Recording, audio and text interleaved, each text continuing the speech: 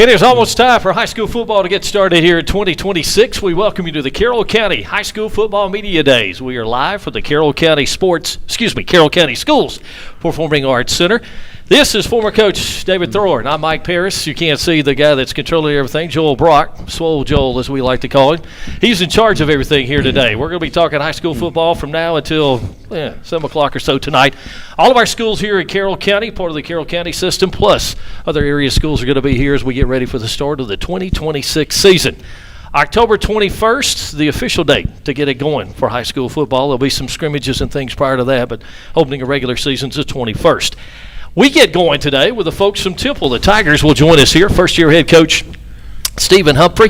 First head coaching job as he takes over for the Tigers. Let's see, we got JoJo Jones, correct? Yes, y'all just tell everybody who you are. I'm JoJo Jones. Devin Tanner. Brody Dempsey. And then I'm Stephen Humphrey. The guy that's well-dressed, by the way, is Coach Humphrey. I'm going to start with this. You've been an assistant a long time, 20-plus years in the coaching ranks. Was the time just right to become a head coach now? It was. A lot of people don't know my story. I was a head football coach when I was 29 in Florida. Oh, wow. And then we found out my daughter was going to have a disability, so I decided to step down. And that's where I took my first job in Georgia for Welton Coffee at Camden County. So everything had to be right.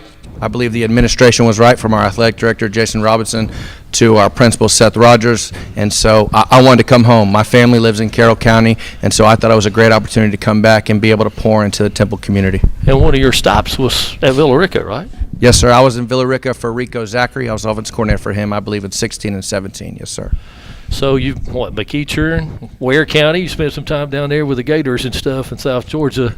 Yeah, I went from Camden to Villa Rica, and then from Villa Rica, when Rico decided to go to Kennesaw State, went down to Ware County with Franklin Stevens, came with him to McEachern, and then I spent the last 3 years as offense coordinator at Rome. Some talent there the last 3 years, didn't you? Yes, sir. So we were fortunate. So it was all about the players, so we just put them in the right position to make plays. So far, have these guys accepted you and bought in, I'll put it that way, at Temple? I believe so. Obviously, the standard is the standard, and so we're trying to pour into them. I know it's funny. It's Brody catching a snap backwards. We did a majority of that and then punted when it came to that, and them catching a snap in the shotgun. So that part is different. But they've been accepting and willing to do what we asked them to do. So I'm excited about going to battle with them this year. DT? New region coach, moving up to AAA, really jumped a classification. Most of the teams in Class A Division I went to double. You went all the way to triple. A lot of new faces in your region on your schedule, kind of private school region heavy. So tell us a little bit about what you know about the teams in the region. I know that we got 4 private and 4 public. One of the things that we pride ourselves in is obviously we're going to work on them when it comes to the week, but right. Myself and the staff, we don't really worry about who is in our region. You got to play them ultimately. We're worried about getting ourselves better each week and trying to go 1-0. So we don't push anybody. We don't go past Mount Zion, who's our scrimmage, to Osborne, who is our first game 1. We believe anybody and everybody can beat you on a Friday night. So the region, in our opinion, doesn't necessarily matter. It's who our opponent is that Friday night. Obviously, we know they're all going to be well coached because I believe Georgia is the best state in the world in football. No doubt. And so we're going to attack them each week when it comes to that. But as far as who's in our region, so on and so forth, we don't get past game 1. So our first priority as of July 27th is starting to prepare for our scrimmage against Mount Zion. Good. Also, what about new hires on your staff? Who came with you? Did you bring some guys in? Yes, sir. We were able to bring quite a bit. Joshua Woodard came with me from Rome. He's going to be our strength and conditioning coach, also our associate head coach and our offense coordinator. He was our offensive line coach at Rome. Sean Brusso's coming with us. He was a receivers coach. He's going to be our receivers coach here, as well as our pass game coordinator. Alex Fisher is also coming from Rome. He'll be coaching in the secondary.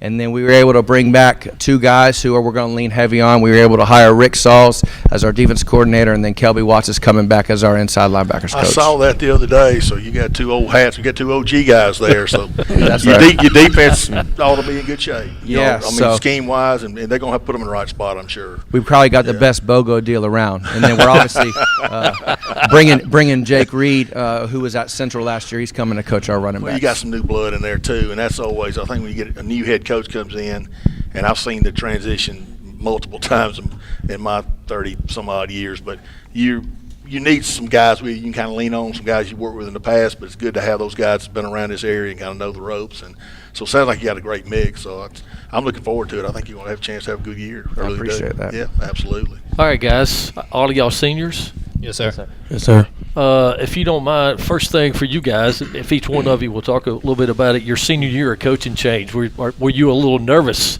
with the coaching change coming at this time?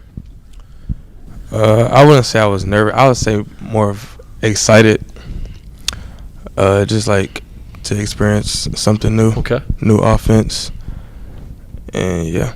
Okay. I wasn't really nervous, but I was more so excited. New offense, no more wing T.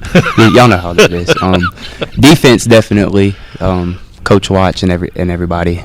Blessed to have those coaches. So it was definitely a good change. I was super excited because I'm a quarterback and I don't want to run wing T anymore. And I was very thrilled of a good head coach coming from Rome, and I just know Rome was a good program, so I was very thankful. So the next dumb question is, I guess you like the new offense, right? Yes. Sir. So what are we doing with the new offense? Spread. Spread? Your arm's going – you had to soak your arm a little bit, huh? Yeah. Just the change, is there renewed excitement? Would that be the way to put it, you think, within the program? Yes, sir. Yes, sir. You mentioned your OC is also strength conditioning. Yes, is that sir. Right? A lot of coaches these days feel like that may be the most important hire. I know at the next level they talk about that. In high school, is it that big of a deal too? I believe it is. Coming from the state of Florida, usually you're blessed to maybe get one or two coaches, and you coach both sides of the ball. Right. And so I always said when I was going to be a head football coach again, I was going to bring an O-line coach, and I was going to bring a defensive coordinator. And we firmly believe in setting a standard at Temple that you win football games January through July. You don't win them in August. If you've waited till August, it's too late. I couldn't agree with you more. I think, and to me, I always looked at the weight room guy, even if he wasn't a coordinator. He may not for 8 or 9 months out of the year, he's definitely your most important coach. And he's the guy on staff that's got a relationship with every kid. That's right. Like, he's not just focused on his group he coaches, his position, or one certain side of the ball. He's got everybody under his umbrella, so to speak. So to me, that strength coach is probably number one guy. You know what I mean? So I couldn't agree with you more, Coach. I think you're dead on right there, brother. You mentioned this, I think, earlier, but I guess you grew up in Florida. You're a Florida guy. Is that Yes, yes, sir. We hear about Miami in that area, South Florida, with all the players there. Overall, North Florida through the state, do you think Georgia top to bottom is better than the state of Florida from that standpoint? So growing up in Central Florida, and then when I was a head football coach, I was in West Palm Beach. Actually, the small world as this is, I took the job when Matt Dickman left to go to Harrison. I took the Seminole Ridge job in Florida. He came up to Georgia. I wouldn't say – I think the importance and the athletes are here top down over Florida. The thing with Florida is the abundance of athletes in one spot. Like, right. We're a very big county here in Carroll County. And the county that I came from, which was not a very big county, we had 23 high schools in it. So it's just being able to drive, like you go down a road 2 blocks and you now have hit another high school. So down there, the whole conversation is the athletes are here, but necessarily the coaches aren't, because of the importance of everybody's coming to Georgia, obviously for financial reasons, because when it comes to coaching. But it's ball is ball, and athletes are here in Georgia. I firmly believe that it is the best state in the world, in my opinion, to coach high school football. I met a guy a few years ago, a Florida guy, about 3 years ago. In fact, Central was playing him. A guy had been in Florida, and he said that was the reason he left Florida to come to Georgia, was financial reasons, because there was a big difference, evidently, in that. Excited? Oh, I'm sorry. Go ahead. I just excited. I guess, are you sleeping at night, Andy? Are you ready for August 21st to get here? I am. I'm excited for these guys, just because we get to take a new adventure. When I was young in this profession, I lived day by day, and now I don't. I can sleep at peace at night, because our job at Temple and the forefront of our coaching staff is to make sure they're better human beings. and football is just our platform. So yes, we want to win as many games as possible, but our goal is to build a relationship with our positions where we're invited to their wedding, not just watching them walk across the stage. And I think if that's the forefront of what you're doing, then you're going to be successful, wins or losses. Last thing, Dave? I was just going to piggyback on what you said while I go back going to Florida from Georgia, but I was just going to say, not only I think financially it's more beneficial, I think there's more communities in Georgia, especially in the smaller communities, that have kind of made a commitment to their programs. You know what I mean? Like to build facilities and to do the things they do to kind of help make it necessary to support the programs and the players and the kids and the coaches, you know. So I was just going to piggyback on what he was talking about earlier. All right, one down. You only got 9 or 10 more to go here today. Hey, thanks. Appreciate your time. Welcome. Best of luck to you guys. Good luck this year, okay? Thank you. Thanks for Appreciate spending it, some time guys. with us. Thank Thank y'all. y'all. So, Stephen Humphrey, first-year head coach of the Temple Tigers. Come on, Robinson. You walk down this way and get in the picture. Coach, good luck, man. Y'all get out. Thank you, sir. Appreciate it, Coach. Thank you. Good luck.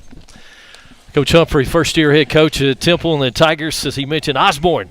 They opened up with him on the 21st of August. I think they got a scrimmage with Mount Zion scheduled as well, and they're on the road to take on Osborne on the 21st, and then after an open date, they get home to take on Dade County down at Rogers Stadium. Probably one of the best-dressed guys in the house today is coming in. We'll tell you about who that is when we return. We are live from the Carroll County Schools Performing Arts Center, Carroll County High School Football Media Day here on Gradick Sports. And we're brought to you by John Thornton Chevrolet and John Thornton Buick GMC. We're back in a moment. Ready, set, start! At John Thornton Buick GMC in Carrollton. Get your summer fun started today with outstanding factory incentives and special dealer offers like a new 26 GMC Terrain, now $5,000 off MSRP. A new 26 Buick Enclave, now $8,000 off MSRP. Or a new 26 Buick Envista, now $3,000 off MSRP. So ready, set, start! At John Thornton Buick GMC in Carrollton. GMC, we are professional grade.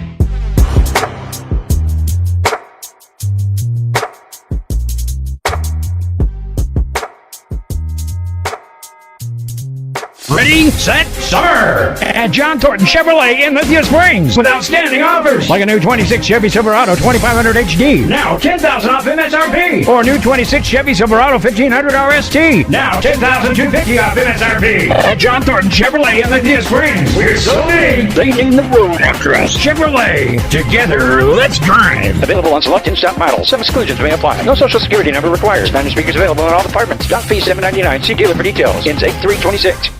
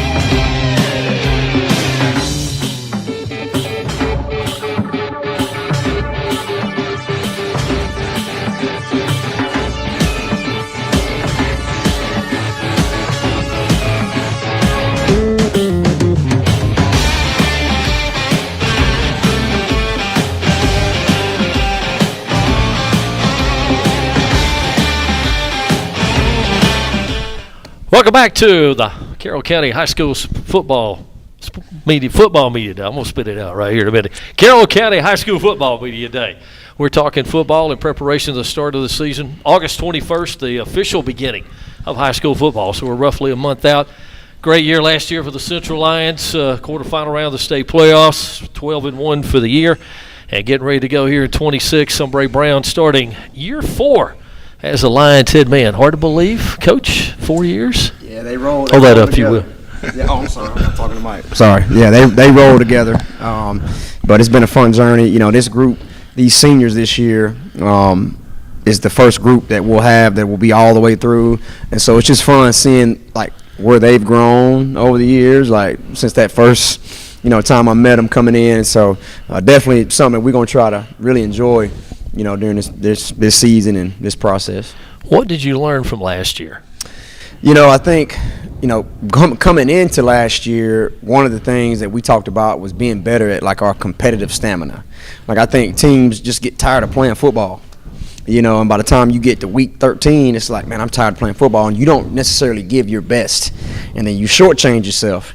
And so we tried to do a lot of stuff last year to combat that. And I felt like we were in a good stride.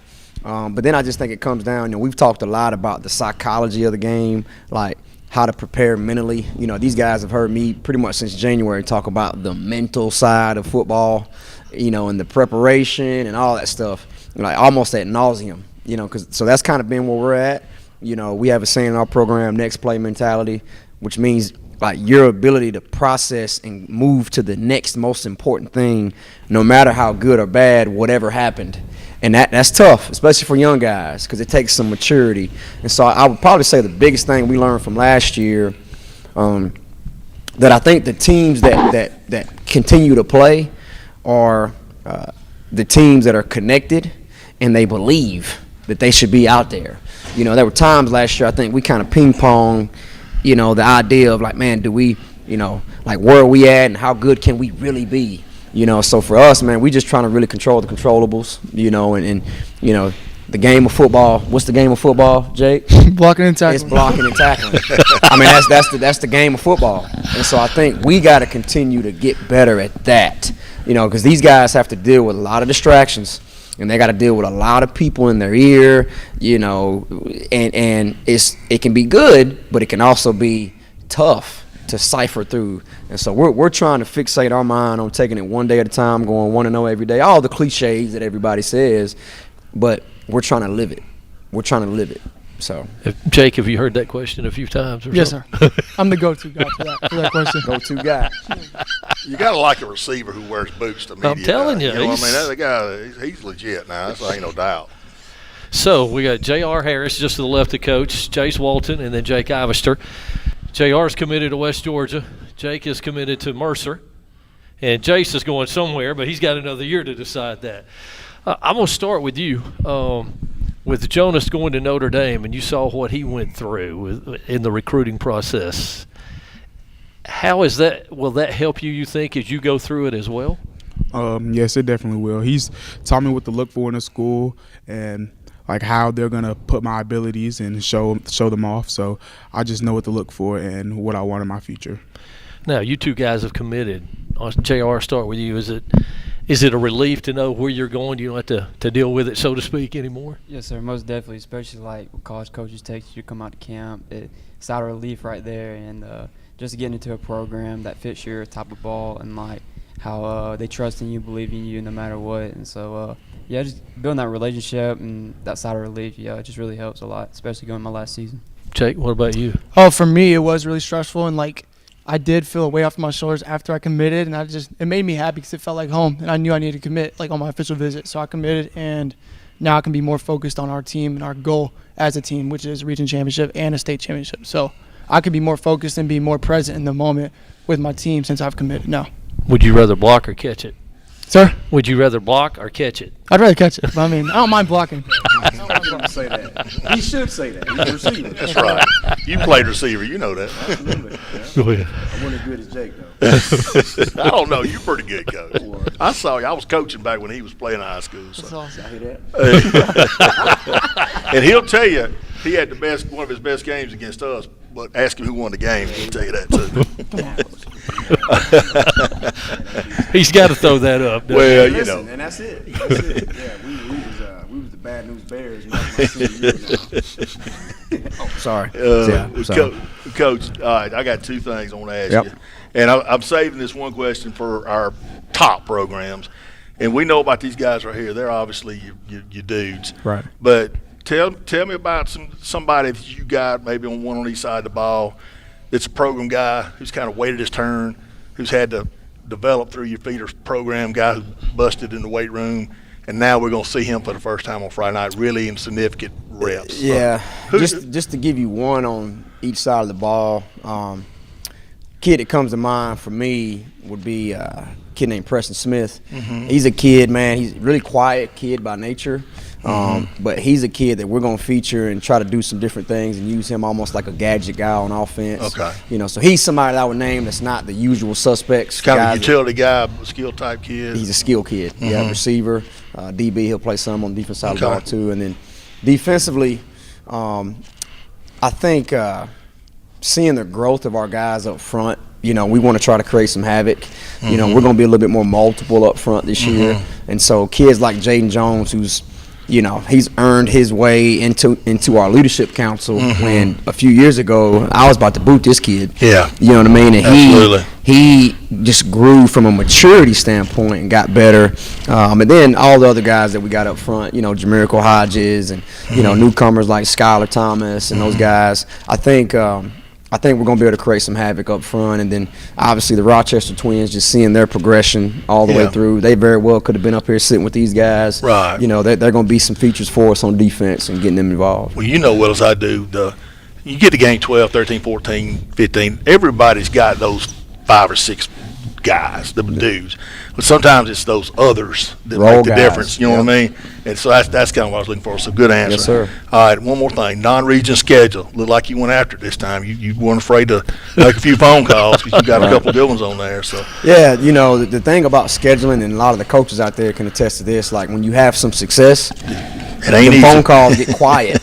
You know, nobody wants to pick up the phone call and play because they want to schedule some guaranteed wins. And one thing about us, there are no cupcakes, buyouts, or, you know, easy games on our non-region. Well, our goal now is, not to cut you off, but our goal is 15 games now. Right. And so if that means we got to learn and grow and play some tough opponents just to get us prepared for that part of the year, which is that's always our goal, then so be it. You know, but part of that is by design, and then part of that is just by availability for other people. You know. Well, and I think your region even got beefed up when you had LaGrange and Whitewater, and you still kept, you know, Griffin and Noonan. I mean, Griffin and Stars, and you still got some pretty good teams in there, and that's, you know, already Harris is competitive, so everybody's pretty good and well coached. Ain't no doubt, and we got to be ready to go, you know.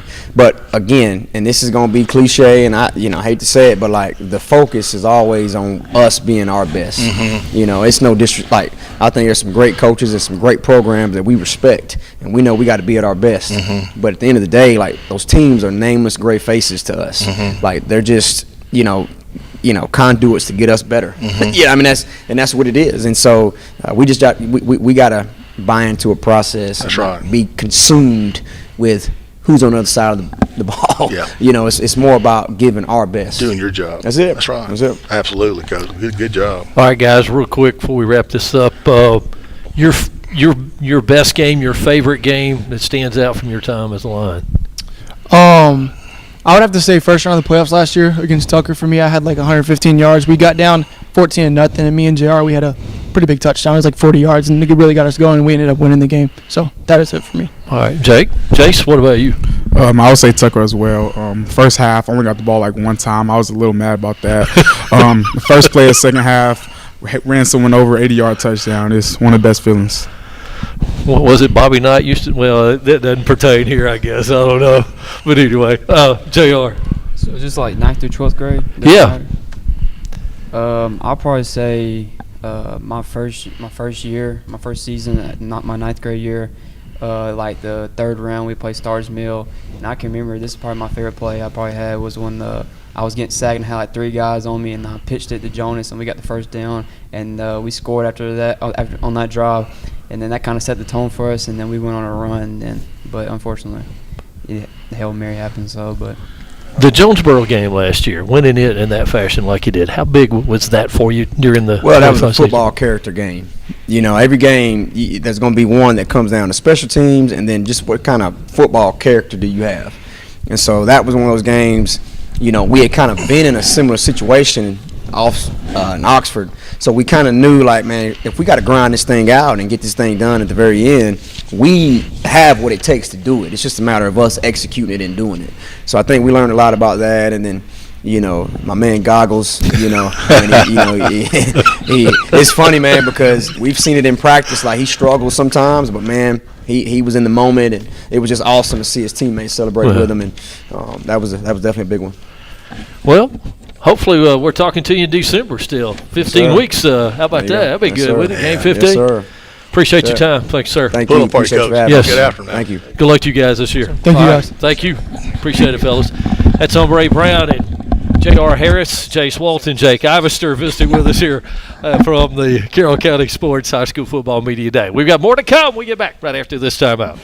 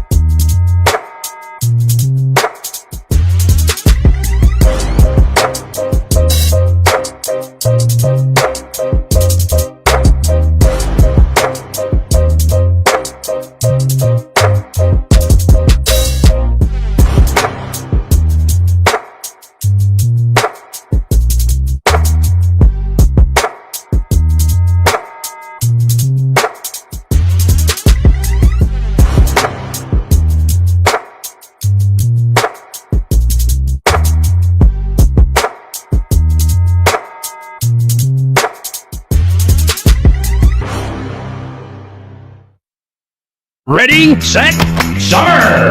At John Thornton Buick GMC in Carrollton. Get your summer fun started today with outstanding factory incentives and special dealer offers like a new 26 GMC Terrain, now $5,000 off MSRP. A new 26 Buick Enclave, now $8,000 off MSRP. Or a new 26 Buick Envista, now $3,000 off MSRP. So ready, set, summer! At John Thornton Buick GMC in Carrollton.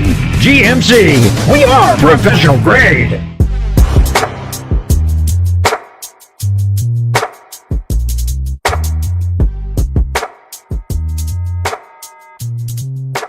ready, set, summer! At John Thornton Chevrolet in Lithia Springs with outstanding offers like a new 26 Chevy Silverado 2500 HD, now $10,000 off MSRP, or new 26 Chevy Silverado 1500 RST, now $10,250 off MSRP. At John Thornton Chevrolet in Lithia Springs, we're so big they named the road after us. Chevrolet, together, let's drive. Available on select in-stock models. Some exclusions may apply. No social security number required. Spanish speakers available in all departments. Dock fee $7.99. See dealer for details. Ends 8/3/26. We continue with the Carroll County High School Football Media Day. We're live from the Carroll County Schools Performing Arts Center along with Coach David Thrower. I'm Mike Parris. Thanks for joining us here at Gradick Sports and our event, I'll put it that way, brought to you today by John Thornton Chevrolet and John Thornton Buick GMC. Next, we get to talk about the Villa Rica Wildcats. Coaching change at VR, and new head coach is Michael Hildert. 32nd head coach in the history of the program at Villa Rica. So you're a guy from the area. You've been around. Was this the right time for you to step into that role as a head coach now? Yes, sir. I believe this was the right time for me to step into this role. I feel like I was prepared for it. I feel like it was perfect timing for me to take over this job. Having been on the staff, did that make the transition a little bit easier to the big office, I'll put it? Yes, sir. Being on staff made the transition so much easier. I was already involved with the kids. Kids knew me, so I told them there's no honeymoon period. You already know who I am and what I'm about. I'm just going to get to work. Your staff, did it come together pretty quickly for you? Yes, the staff came together almost perfectly. I mean, it was the people that I have on staff. I truly believe this is one of the best staffs in the state of Georgia. Did you have some of these guys or all of them in mind or a pretty good idea on what you wanted to do? For the most part, I had most of them in mind. Some of them came out of nowhere, which were blessings in disguise to be able to pick up some of those guys. But, again, staff came together almost seamlessly. Your philosophy, will there be a whole lot of changes offensively, defensively? Defensively, we'll still be pretty much the same, 4-2-5, being able to get into a 3-4 defensively as well. Offensively, we'll change some things. We'll be more inside-outside zone scheme, moving the ball, trying to score fast, trying to put points on the board, quick game, and then taking shots. If we got a guy, if we got a great matchup, we're going to take that matchup and see what happens. Is there one coach, one person that has influenced you throughout your career to this point? The one coach, well, I'll say two coaches. I'll say Coach Glanton and Coach Marvell McKefflin. Those two guys have influenced me. I give them a lot of credit for helping mold me into the man that I am today. Tell us about your three guys you brought with you here. Three guys I got two seniors and one junior. Emmanuel Ajayi, all around great kid, great athlete, 4.2 GPA. Just like I said, he's even a better person than he is a football player. Then Evelino Herard, awesome kid, very athletic. He's a junior, so we'll have him for 2 more years at Villa Rica High School. He's growing into his leadership role. Then we have Matthew Eubanks, senior quarterback, another awesome kid. He's starting to grow more into his leadership role, being more vocal and leading the offense and just helping lead the team. He keeps growing. You're going to be a tight end or something, I think, Coach. Coach. He's a good-sized quarterback. Yeah, I guarantee you, no doubt. Well, Coach, I think Mike stole all my questions because he looked over here on my notepad. But I want to commend you on this. You just named 2 of your position coaches from high school. Like, you didn't go to the top. You went to the guys that was down in the dirt with you. And I've known both of them guys for a long time. I think I knew Marvell probably when you were playing in the sandbox. So that's been a while. He was at Mississippi State, and his first job was East Coweta. My brother was over there, so I knew him back in the day. And Ronnie G I've known for a long time too. So 2 good ones there. All right, Coach, you're going to a new region, and it's almost a whole new schedule. Alexander, I think South Potter may be the only 2 holdovers. They were region foes. Now they're non-region. But tell me a little bit about your new region, who you got, who you facing, that type of thing, who you expect to be pretty good. So going to this new region, it's a different region. We're kind of like the new kids on the block in this region. Mm-hmm. All the teams that's been in this region, they've been playing each other the past 2 years in that last cycle. So we're going against Cartersville, Dalton, Alatoona.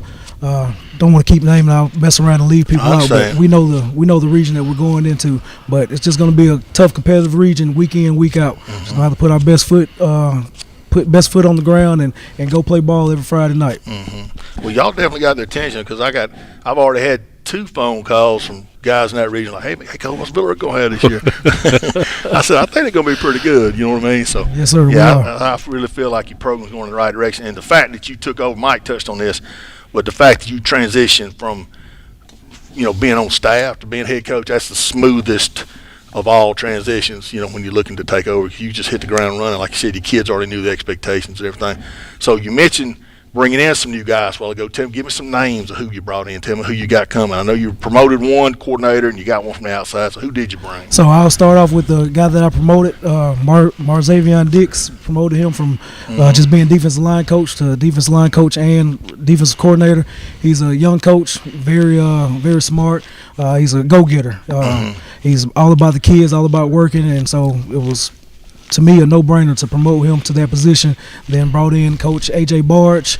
Again, I've worked with him, coached with him, and for years. So he was a guy that I've always had in mind that if I were able to get a head coaching job, he would be my offense coordinator. So that was a great hire right there.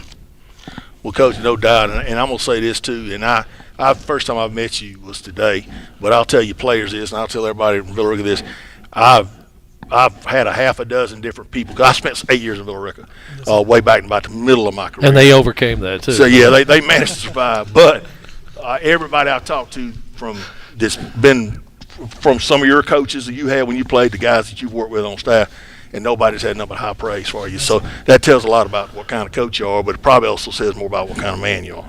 So I just want to tell you, you got a lot of good credit out there. So just I always got a little purple and gold in my heart just because I did spend 8 years there, and I just feel like, I still pull for the Wildcats, even though it's been a long time ago. So I want to see you guys really get that program going and some stability there within the ranks. I think you're the 8th coach since we left in 2011. So that's been a lot of turnover just in the last 15, 16 years. So I really sincerely hope y'all get that thing going and keep it going and just keep it moving forward.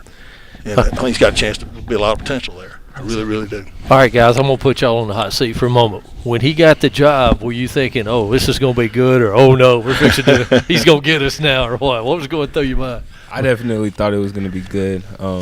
He has a lot of standards, high standards that he keeps us to. So I feel like in my heart, I knew that it would be a good fit for us and the guys that we have this year. Evelyn? I'm going to go off what E-Man said. He's a very, very good man. Like he said, he's a very good person. He really teaches us how to be a good person. So when he came with the new coaching job, so I already knew it was going to be a good. Matthew? Yeah, I knew it was going to be a good fit. I'm sorry. Wait a minute. There we go. Yeah, I knew it was going to be a good fit. He holds us to a really high standard on and off the field. In the classroom, he keeps us, held to a really high standard. You got to make good grades to play for him. So, changes on offense. A new scheme, I guess I could put it like that. How about that?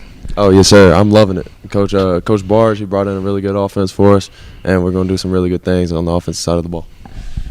I think it's great, faster tempo, faster pace. More touches, right? Yes, sir. Yes, sir. Coach, like you said, Coach Barge is a dude that's super high intellect, so I've been able to see him, and it's grown my football IQ too, being able to see him pick pieces apart, what to do, where people should go. It's definitely been great for me. I'm not on offense. I'm on the defensive side. Well, yeah, but you got to go against him. He's a good guy. So He's what's it very like good going job. against these guys at practice? It's always something new every day because it's always something different. So, and they're fast too. So, yeah, it's tempo. All right, the two of you are seniors, Matthew and Emmanuel. Is it hard to believe that this is it for you now? It's a bittersweet feeling. It's definitely taking each moment. Like, we've had our own fall camp, and it's great to be with the guys. Like I said, it's a bittersweet thing. A little bit hard to believe, but I'm here. I'm ready for it. Yes, sir. Same thing E-Man said. Just times flew by fast. It's hard to believe that I'm a senior already. The move, Coach asked about this, the move to the new region, Cartersville, Cedartown, Woodland of Cartersville. Are you excited about seeing somebody new this year too? Yes, sir. I'm excited. It's definitely been big for us to not overestimate or underestimate anybody, take it at the value that it is, but definitely excited to be able to get out there, compete, see some new faces. Yes, sir. Same thing E-Man said, just excited. I'm glad we get to, face some new opponents, take it week by week. Alexander, what, the first one? 21st, is that right? Yes, sir. Home game to get you going. First home game, yes, Did you sir. plan that way to play at home for the first one? No, but it worked out that way, so it's great. It'll be our alumni night as well, so that should be a big night, big turnout for Villa Rica community. I know your roots are Carrollton, came up through that program and everything.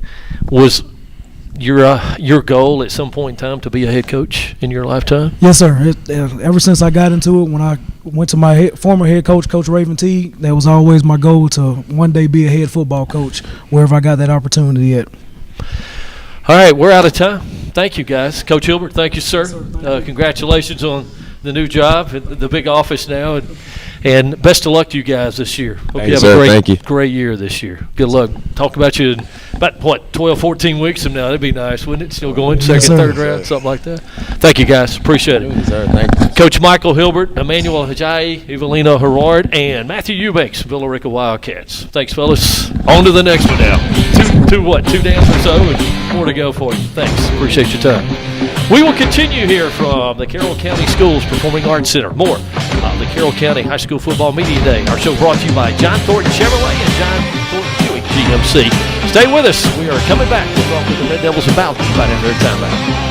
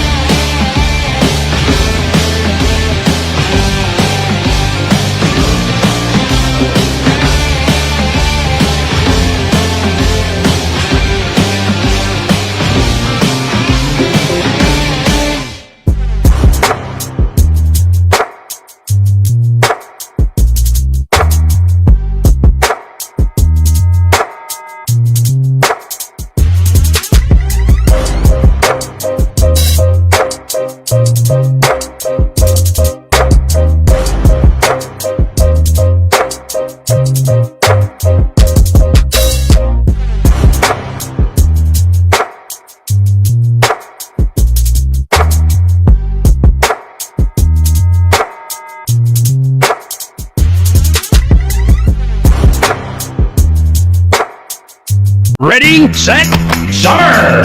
At John Thornton Buick GMC in Carrollton. Get your summer fun started today with outstanding factory incentives and special dealer offers like a new 26 GMC Terrain, now $5,000 off MSRP. A new 26 Buick Enclave, now $8,000 off MSRP. Or a new 26 Buick Envista, now $3,000 off MSRP. So ready, set, summer! At John Thornton Buick GMC in Carrollton. GMC, we are professional grade.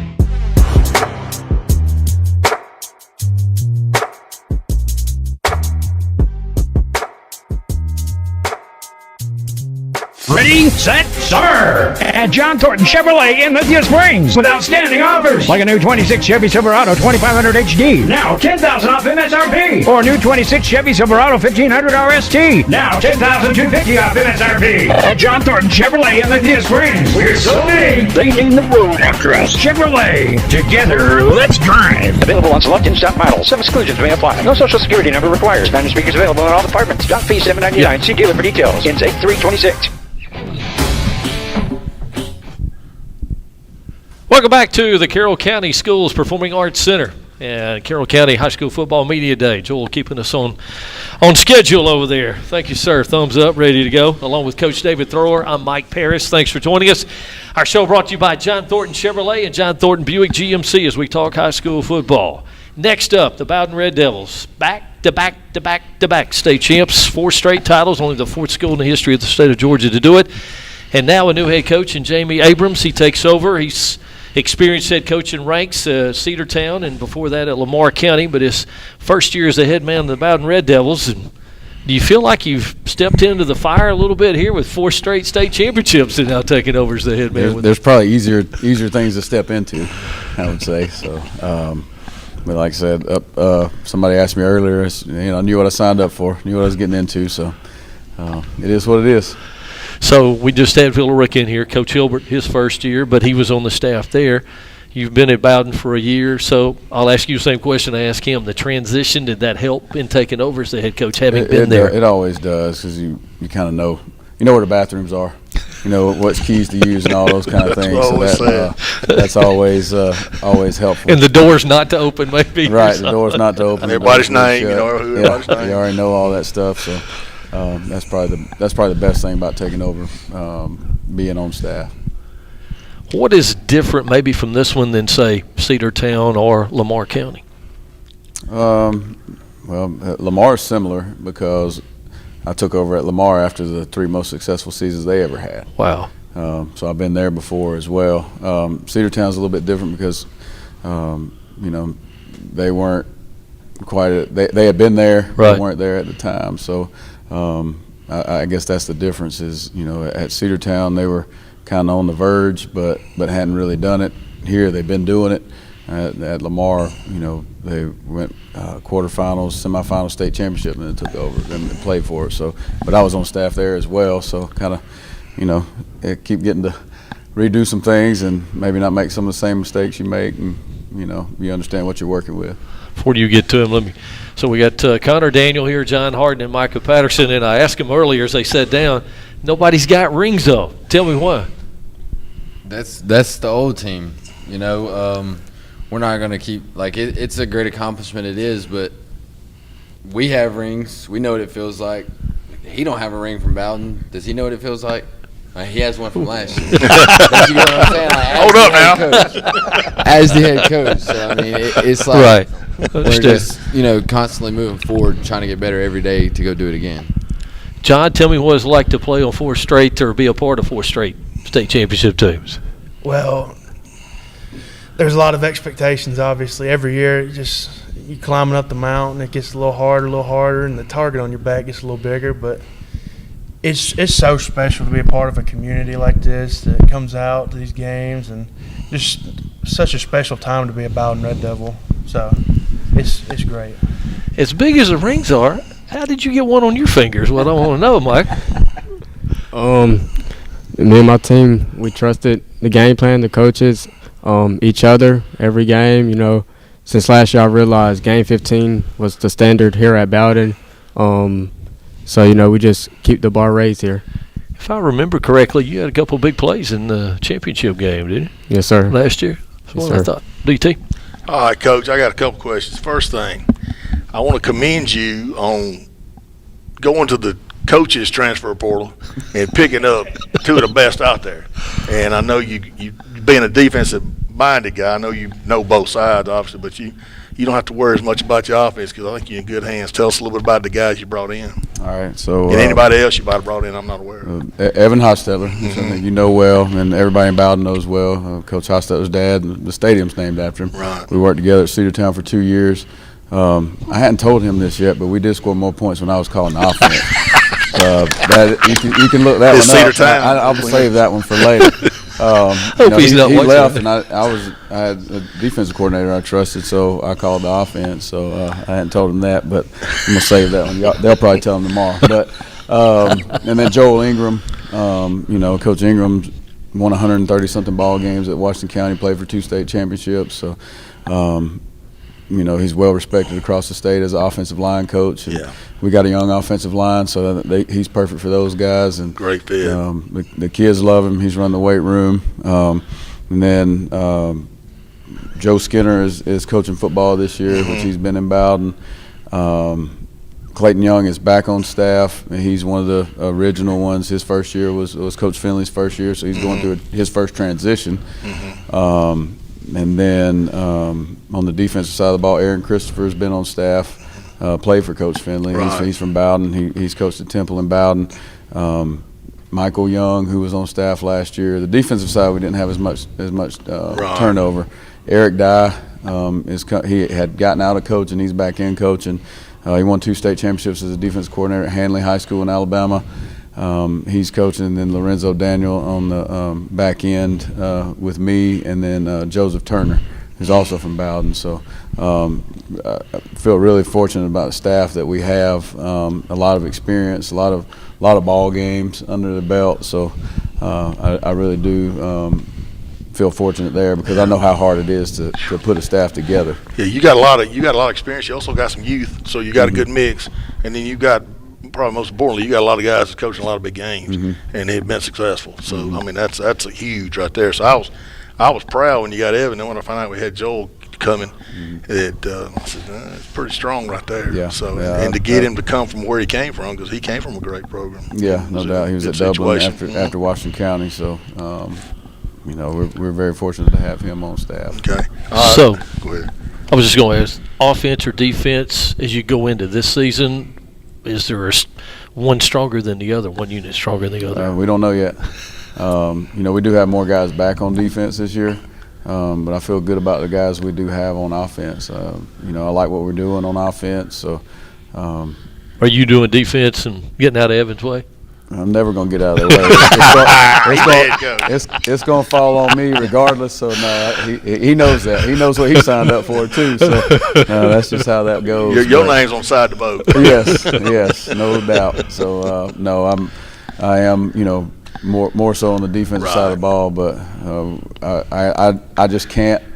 Some people can just turn it over and not ask questions, but I can't, not when it falls on me. Sometimes I do need to get out of the way, maybe. But the nature of being at a small school, though, you got to have your hand just about everywhere. Weight program, the whole feeder program, the whole 9 yards. Well, one of the great things that we're doing right now is coaching our middle school too. Evan told me that. I talked to him recently. He told me that. And that's that's to help build for the future and also build relationships with those guys. Right. And, they're on the field with us at the same time. So, so what I told him, I said, look, you got 6th and 7th grade offensive lineman working with Joel Ingram. That's pretty doggone good. You know what I mean? That's a good way to do business. Yep, 100%. So I'm looking forward to that too, to kind of see how the fruit of that.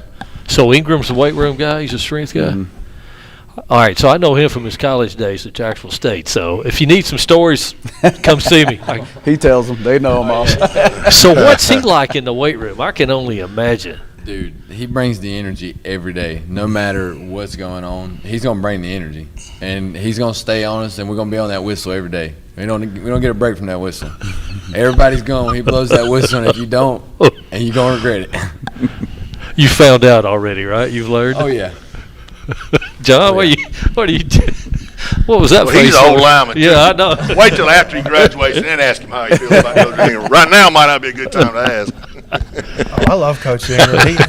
He brings intensity every day. He's made me a better player, and he's made me stronger for sure. So I appreciate everything he's done for me. Micah, is he on you in the weight room? He's on everybody in the same, Equal opportunity. He makes sure we get everything done. He'll rip you if he catches you skipping anything. He's just one of those great weight room guys who's going to make sure the work is done and we're getting better. So your region, not a whole lot of change. You had Tryon, Manchester, and Greenville. Yeah, in there. Just switched out Best Academy for Mount Zion. So that's the only change, really. So. Does that help as you get deeper into the season when you start I think thinking that about those definitely games? will. Just kind of knowing what to expect from and having played those schools. Our non-region. I think the biggest thing for us this year is the power rankings. We haven't been power ranked in Class A or Single A D2 that it was.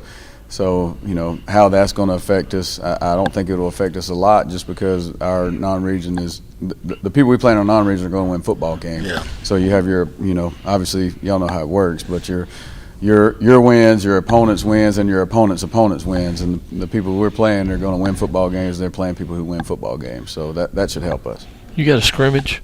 We got 2 scrimmages. We're scrimmaging Dade County next Friday, and then Ranburne, which will be good, across the state lines in 7 minutes. That's a gate game, right? Yeah, that is a gate game. Very good. You got Dade at home and you go to Ranburne? Is That's that right. it? Yes, sir. Yeah. Well, that is a good scrimmage schedule. Yeah, absolutely. Well, he's telling me time's up. Sorry, fellas. Ran out of time. Hey, thank you, sir. Appreciate it. Thank Congratulations on getting the job, and obviously best of luck this year. And you guys keep it going. Y'all won't know what to do if you don't play 15 for another year, will you? That's all right. Makes the off season shorter too. Thanks, guys. Good luck. Okay, Sir, thank you. Bowden Red Devils getting ready for the start of the 2026 season. We continue live from the Carroll County Schools Performing Arts Center. More of the Carroll County High School Football Media Day. When we come back, our show presented by John Thornton Chevrolet and John Thornton Buick GMC and Gradick Sports. Ready, set, sir!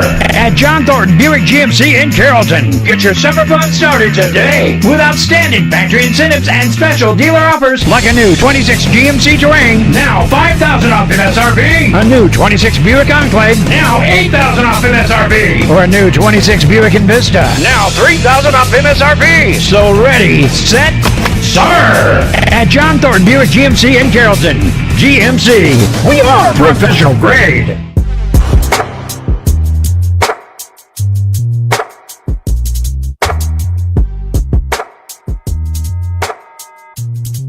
Ready, set, sir! At John Thornton Chevrolet in Lithia Springs with outstanding offers, like a new 26 Chevy Silverado 2500 HD, now $10,000 off MSRP. Or a new 26 Chevy Silverado 1500 RST, now $10,250 off MSRP. At John Thornton Chevrolet in Lithia Springs, we're so big, they named the road after us. Chevrolet, together, let's drive. Available on select in-stock models. Some exclusions may apply. No social security number required. Standard speakers available in all departments. Dock fee $7.99. See dealer for details. Intake 326.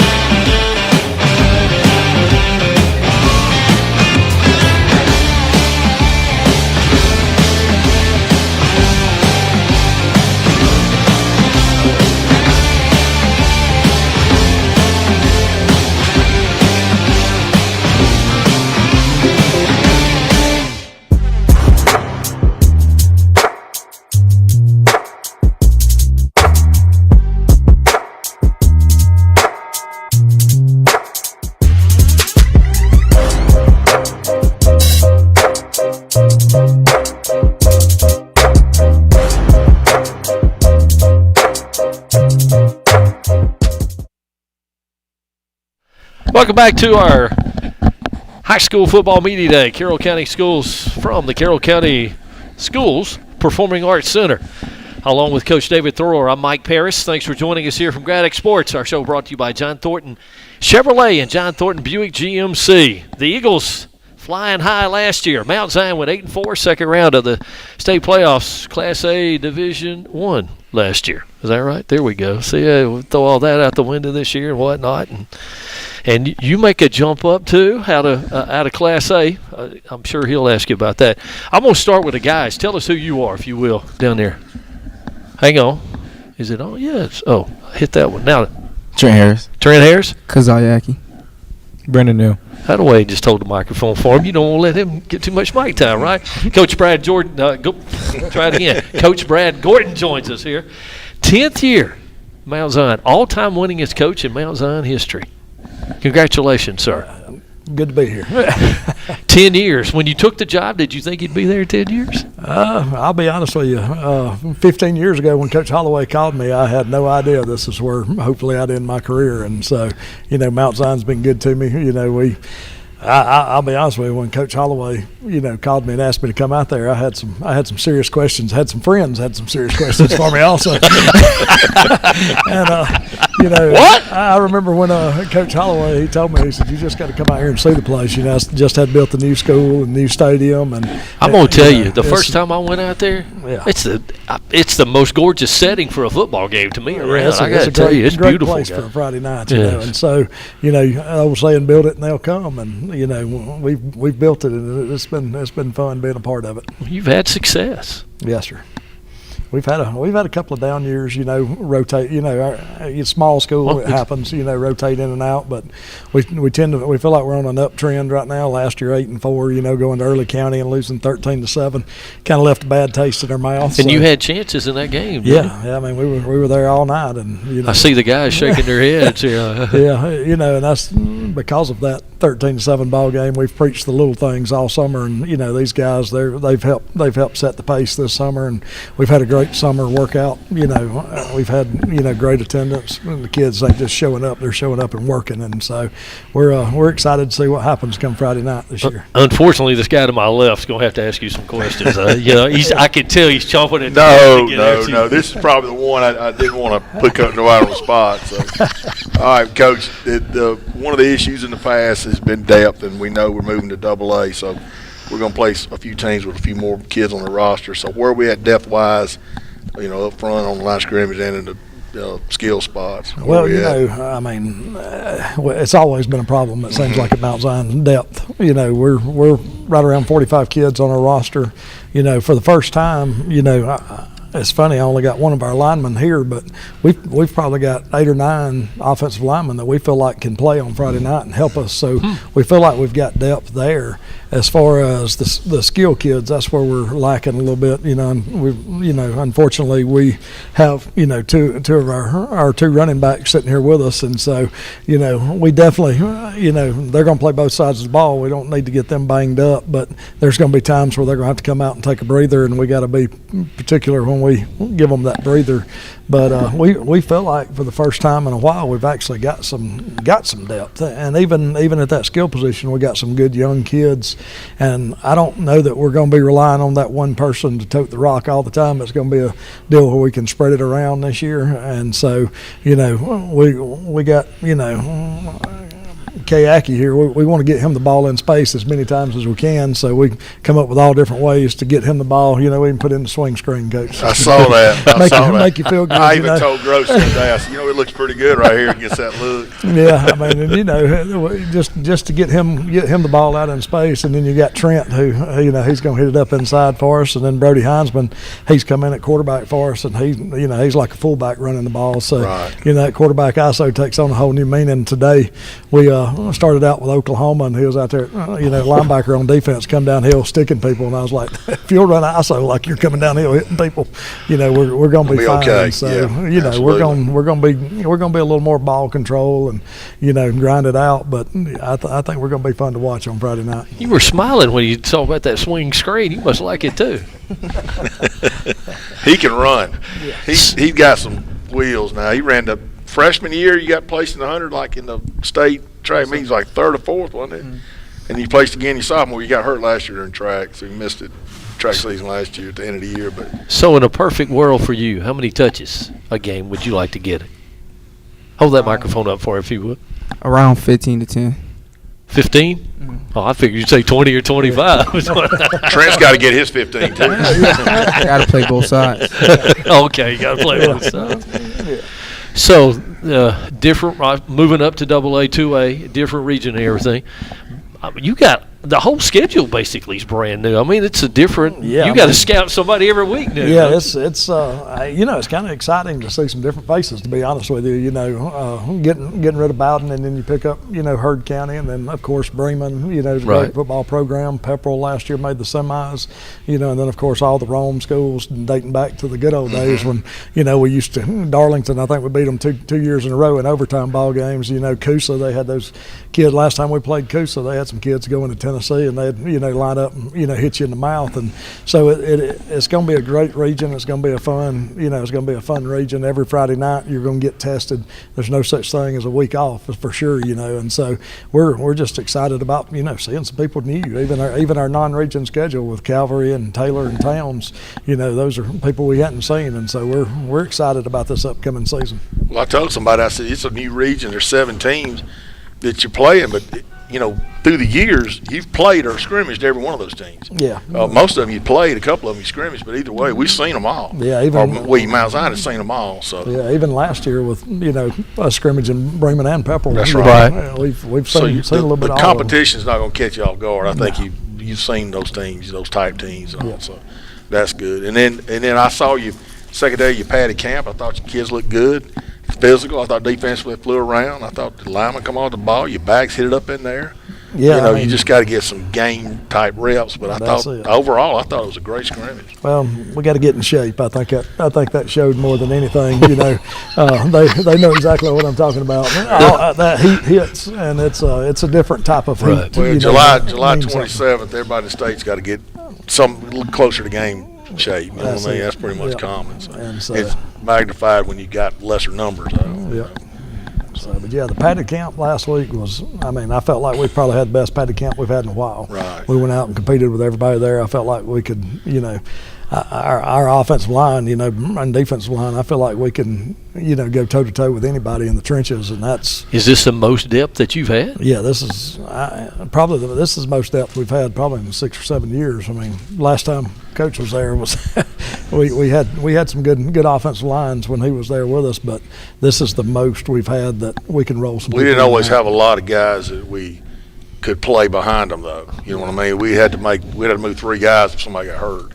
You know what I mean? Just to make it work. You know what I'm saying? So, and that's in your scrimmage schedule. You got two scrimmages. Tell us who you got. Yeah, we got start off next week with Temple, and then Cleburne County the following week. Wow. And so Temple, they a lot of excitement going on there, and new coach, new culture, and so we're looking forward to going to Temple. And then the following week we go to Cleburne County. And his second year there or third year, I can't remember. He's relatively new. This is first year there at Temple.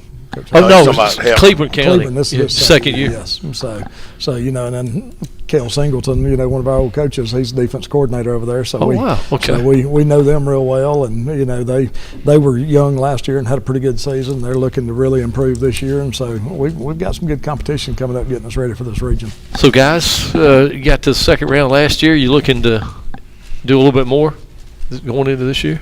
Yes, sir. Make it farther than second round. Same what he said. Just work every day. Same what he said. Just work every day. Really, just put in the work. Persevere and push through. Those sprints at the end of practice, right? You got to persevere through those, right?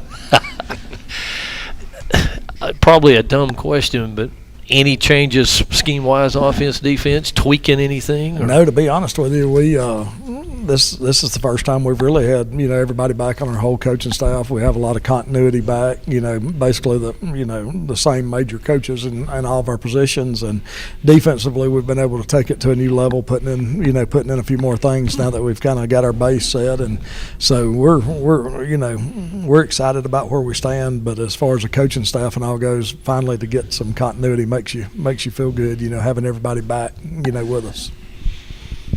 You excited? Yes, sir. I could tell a little bit. He's just, a little pep in his step. Yeah, he did. We walked in smiling and everything. He's ready to go here. And you said off season has been good to this point? Yeah, I'm telling you, this is probably one of the best off seasons we've had in a while. Not just attendance, but showing up and going to work. And we always talk about getting better every day, and I feel like we did that this summer. We are so much further ahead right now than we were last year at this time. I mean, it's leaps and bounds, and so we're ready to get out there on Friday night and start getting after it against somebody, and getting to hit somebody different and really work on what we've been putting in. Thank you, sir. Good luck, fellas.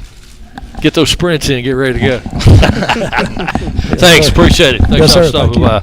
That is Mount Zion head coach Brad Gordon and his Eagles. Mount Zion opening the season at Calvary Christian, and they'll be at home to start it August 21st. Get it going here in just a few weeks. We have more the Carroll County High School Football Media Day coming up here from the Carroll County Schools Performing Arts Center. Our show presented by John Thornton Chevrolet and John Thornton Buick GMC. We'll put Joel to work, come back and have another guest and talk some more high school football right after a timeout. Ready, set, summer at John Thornton Buick GMC in Carrollton. Get your summer fun started today with outstanding factory incentives and special dealer offers like a new 26 GMC Terrain, now $5,000 off MSRP. A new 26 Buick Enclave, now $8,000 off MSRP. Or a new 26 Buick Envista, now $3,000 off MSRP. So ready, set, summer at John Thornton Buick GMC in Carrollton. GMC, we are professional grade.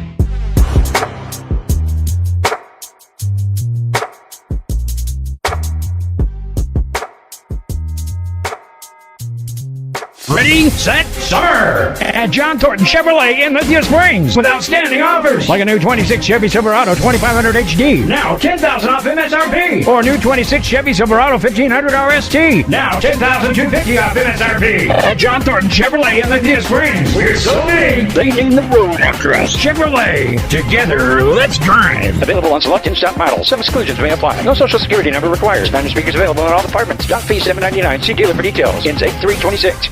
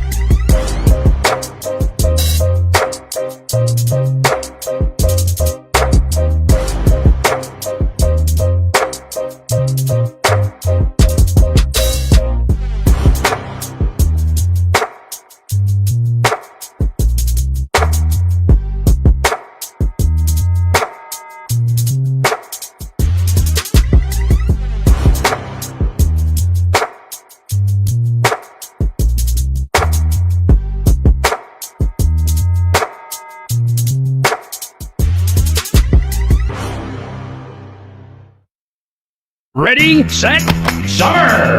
At John Thornton Buick GMC in Carrollton. Get your summer fun started today with outstanding factory incentives and special dealer offers like a new 26 GMC Terrain, now $5,000 off MSRP. A new 26 Buick Enclave, now $8,000 off MSRP. Or a new 26 Buick Envista, now $3,000 off MSRP. So ready, set, summer! At John Thornton Buick GMC in Carrollton. GMC, we are professional grade.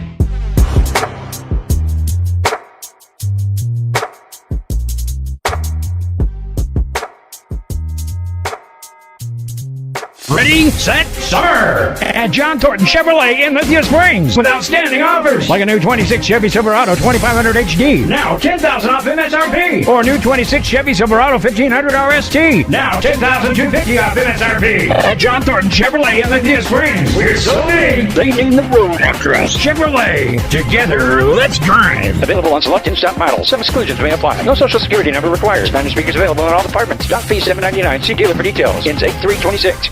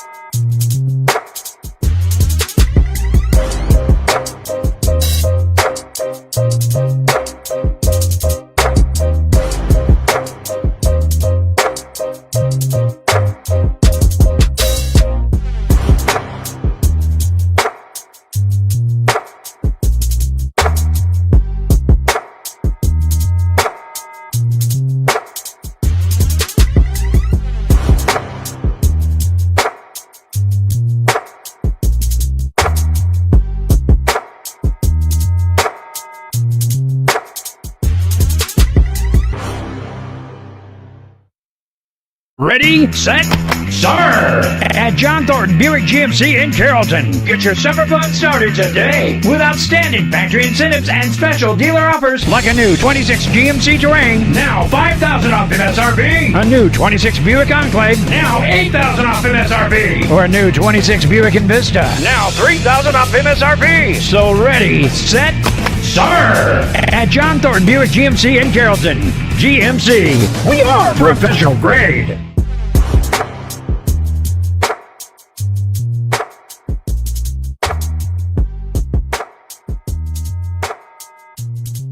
Ready, set, start! At John Thornton Chevrolet in Lithia Springs with outstanding offers like a new 26 Chevy Silverado 2500 HD, now $10,000 off MSRP. Or a new 26 Chevy Silverado 1500 RST, now $10,250 off MSRP. At John Thornton Chevrolet in Lithia Springs, we're so big, they named the road after us. Chevrolet, together, let's drive. Available on select in-stock models. Some exclusions may apply. No social security number required. Standard speakers available in all departments. Dock fee $7.99. See dealer for details. Intake 326.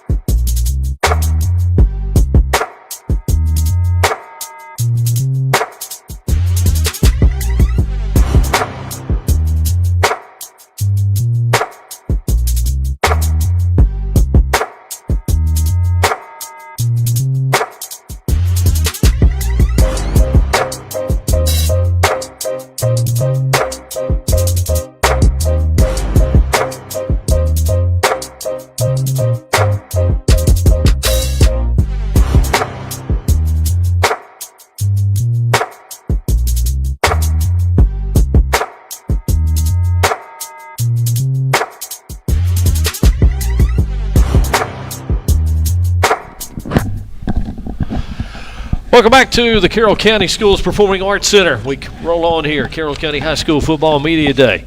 Along with Coach David Thrower, I'm Mike Parris. Our show brought to you by John Thornton Buick GMC and John Thornton Chevrolet. Swole Joel over there behind the scenes.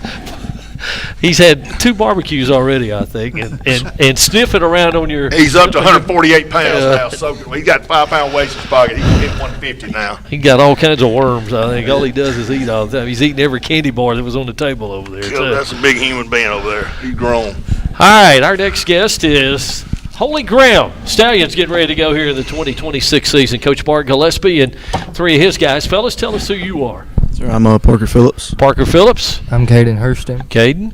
And I'm Isaiah Caldwell. Sorry, Isaiah, you got to share a microphone with him. I'm sorry. All right, last year, was that the first year you made the the move from 8-man to 9-man? Is that right? Or 2 years? No, last year was our second year in 9-man. Okay. We had looking at our record, you'd think we didn't have a great season. We were 2-7. Our starting quarterback tore his ACL in the 3rd game. I remember that. And then we had a 9th grader who basically had to jump into that position, so it was like throwing him in the deep end. During the year, I could notice the growth that he had. By the end of the year, he was a leader. He was telling people where they needed to go. He wasn't playing like a 9th grader. But a lot of the games we were close. We had several games we went into overtime. So we had a successful season considering the number of injuries we had. Our struggle this year is going to be numbers. We had 19 on the roster last year. We got 12 this year. Oh, wow. So I had 2 seniors, and I've got 7 that decided they didn't want to play football this year. So we're at 12 playing 9-man football. So I'm 3 cramps away from being in real trouble. Can you, when school starts, is there anybody might be? I can still add to my roster all the way up until first part of September. But we've put it out on social media, talked with different homeschool groups. We are allowed to have homeschoolers play with us or kids that go to Holy Ground Baptist Academy. So we're probably 50-50 on our numbers as far as academy students and homeschoolers. So do they limit you on the number of homeschoolers that you can have? No, they don't limit us on the number, just because we are a smaller school. Right. And if we weren't allowed to have homeschoolers, we couldn't have a team.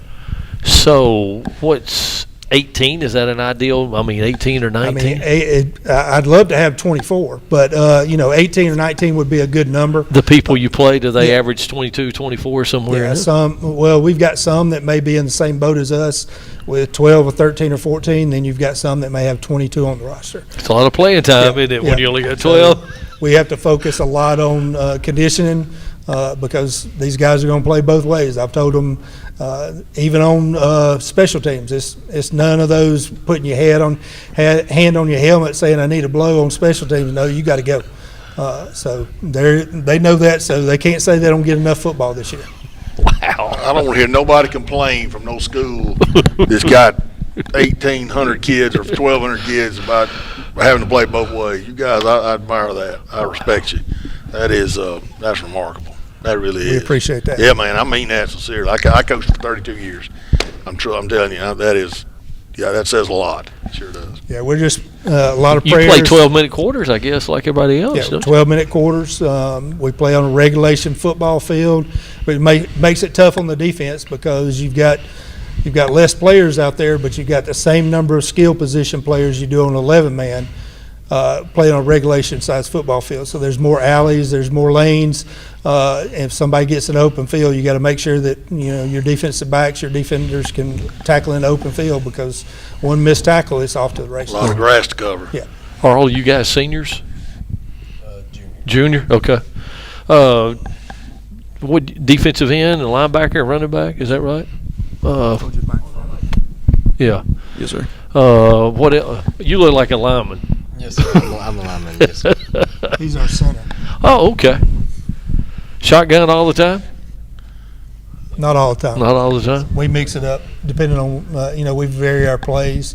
We've got some that are under center, but with this team that we've got this year, our skill set, we're going to vary it, just get an idea of what's going to be best, being shotgun or under center.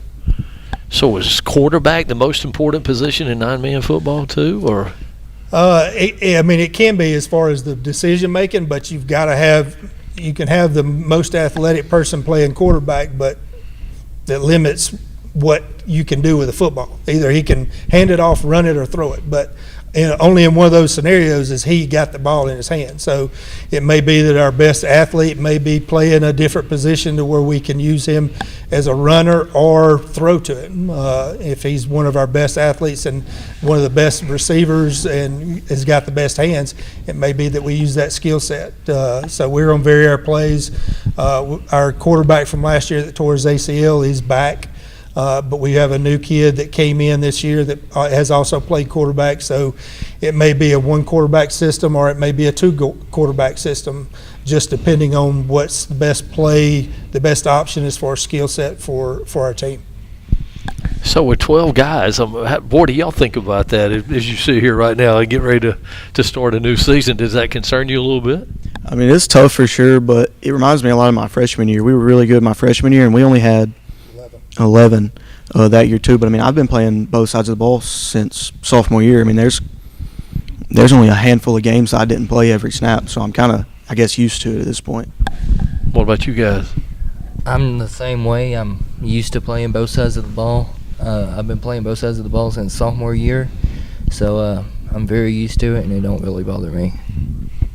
For me, it's more about the conditioning and the hydration, how you have to stay strong on the field. You can't go out because if you get a lot of those cramps and you get out a lot, it's really hard to, weigh in who's going to win or not because of the numbers.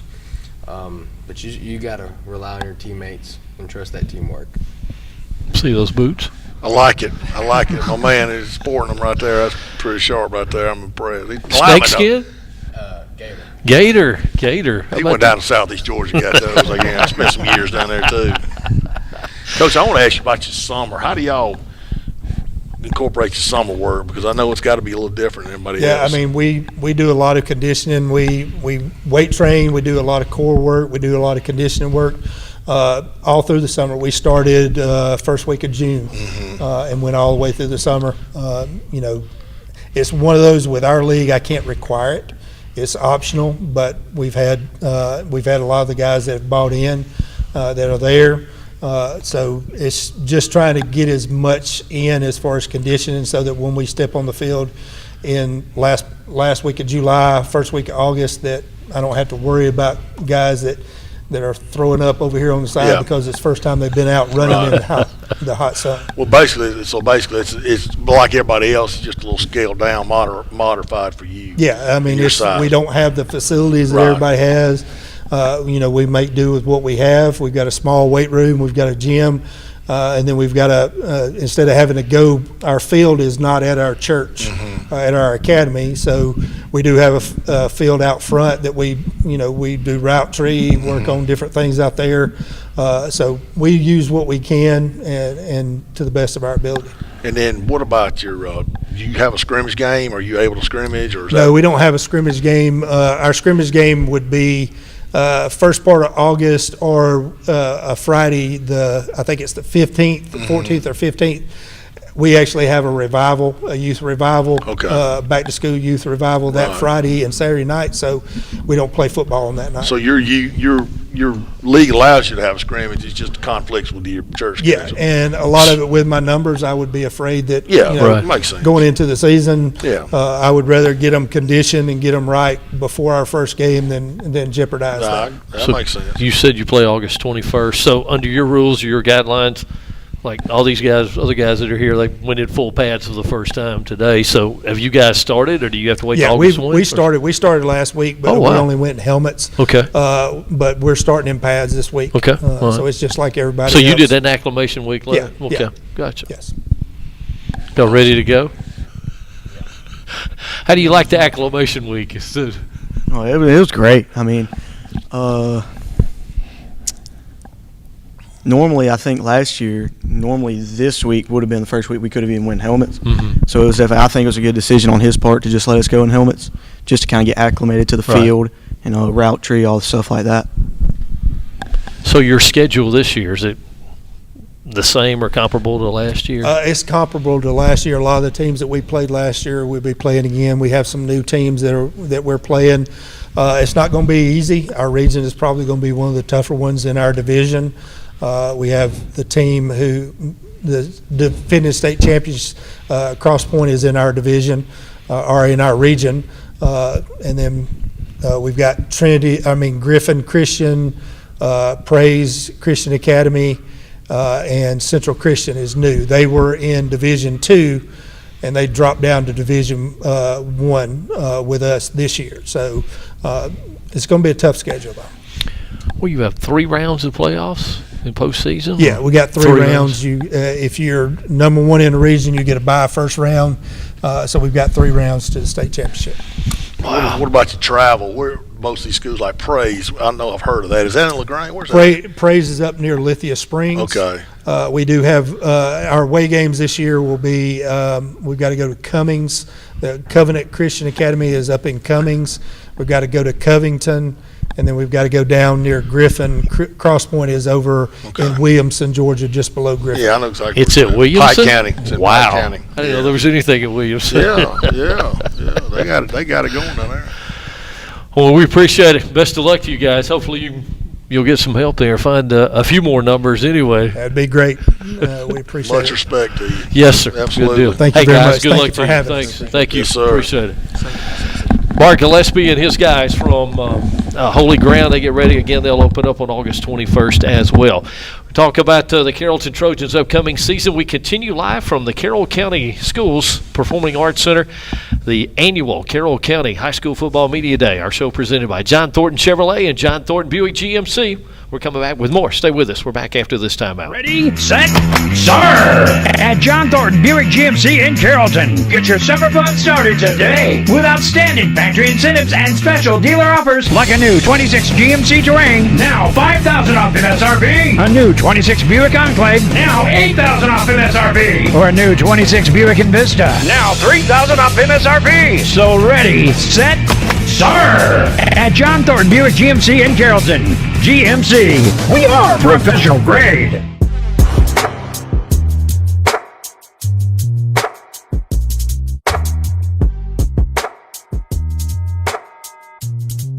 Ready, set, start! At John Thornton Chevrolet in Lithia Springs with outstanding offers like a new 26 Chevy Silverado 2500 HD, now $10,000 off MSRP. Or a new 26 Chevy Silverado 1500 RST, now $10,250 off MSRP. At John Thornton Chevrolet in Lithia Springs, we're so big, they named the road after us. Chevrolet, together, let's drive. Available on select in-stock models. Some exclusions may apply. No social security number required. Standard speakers available in all departments. Dock fee $7.99. See dealer for details. Intake 326.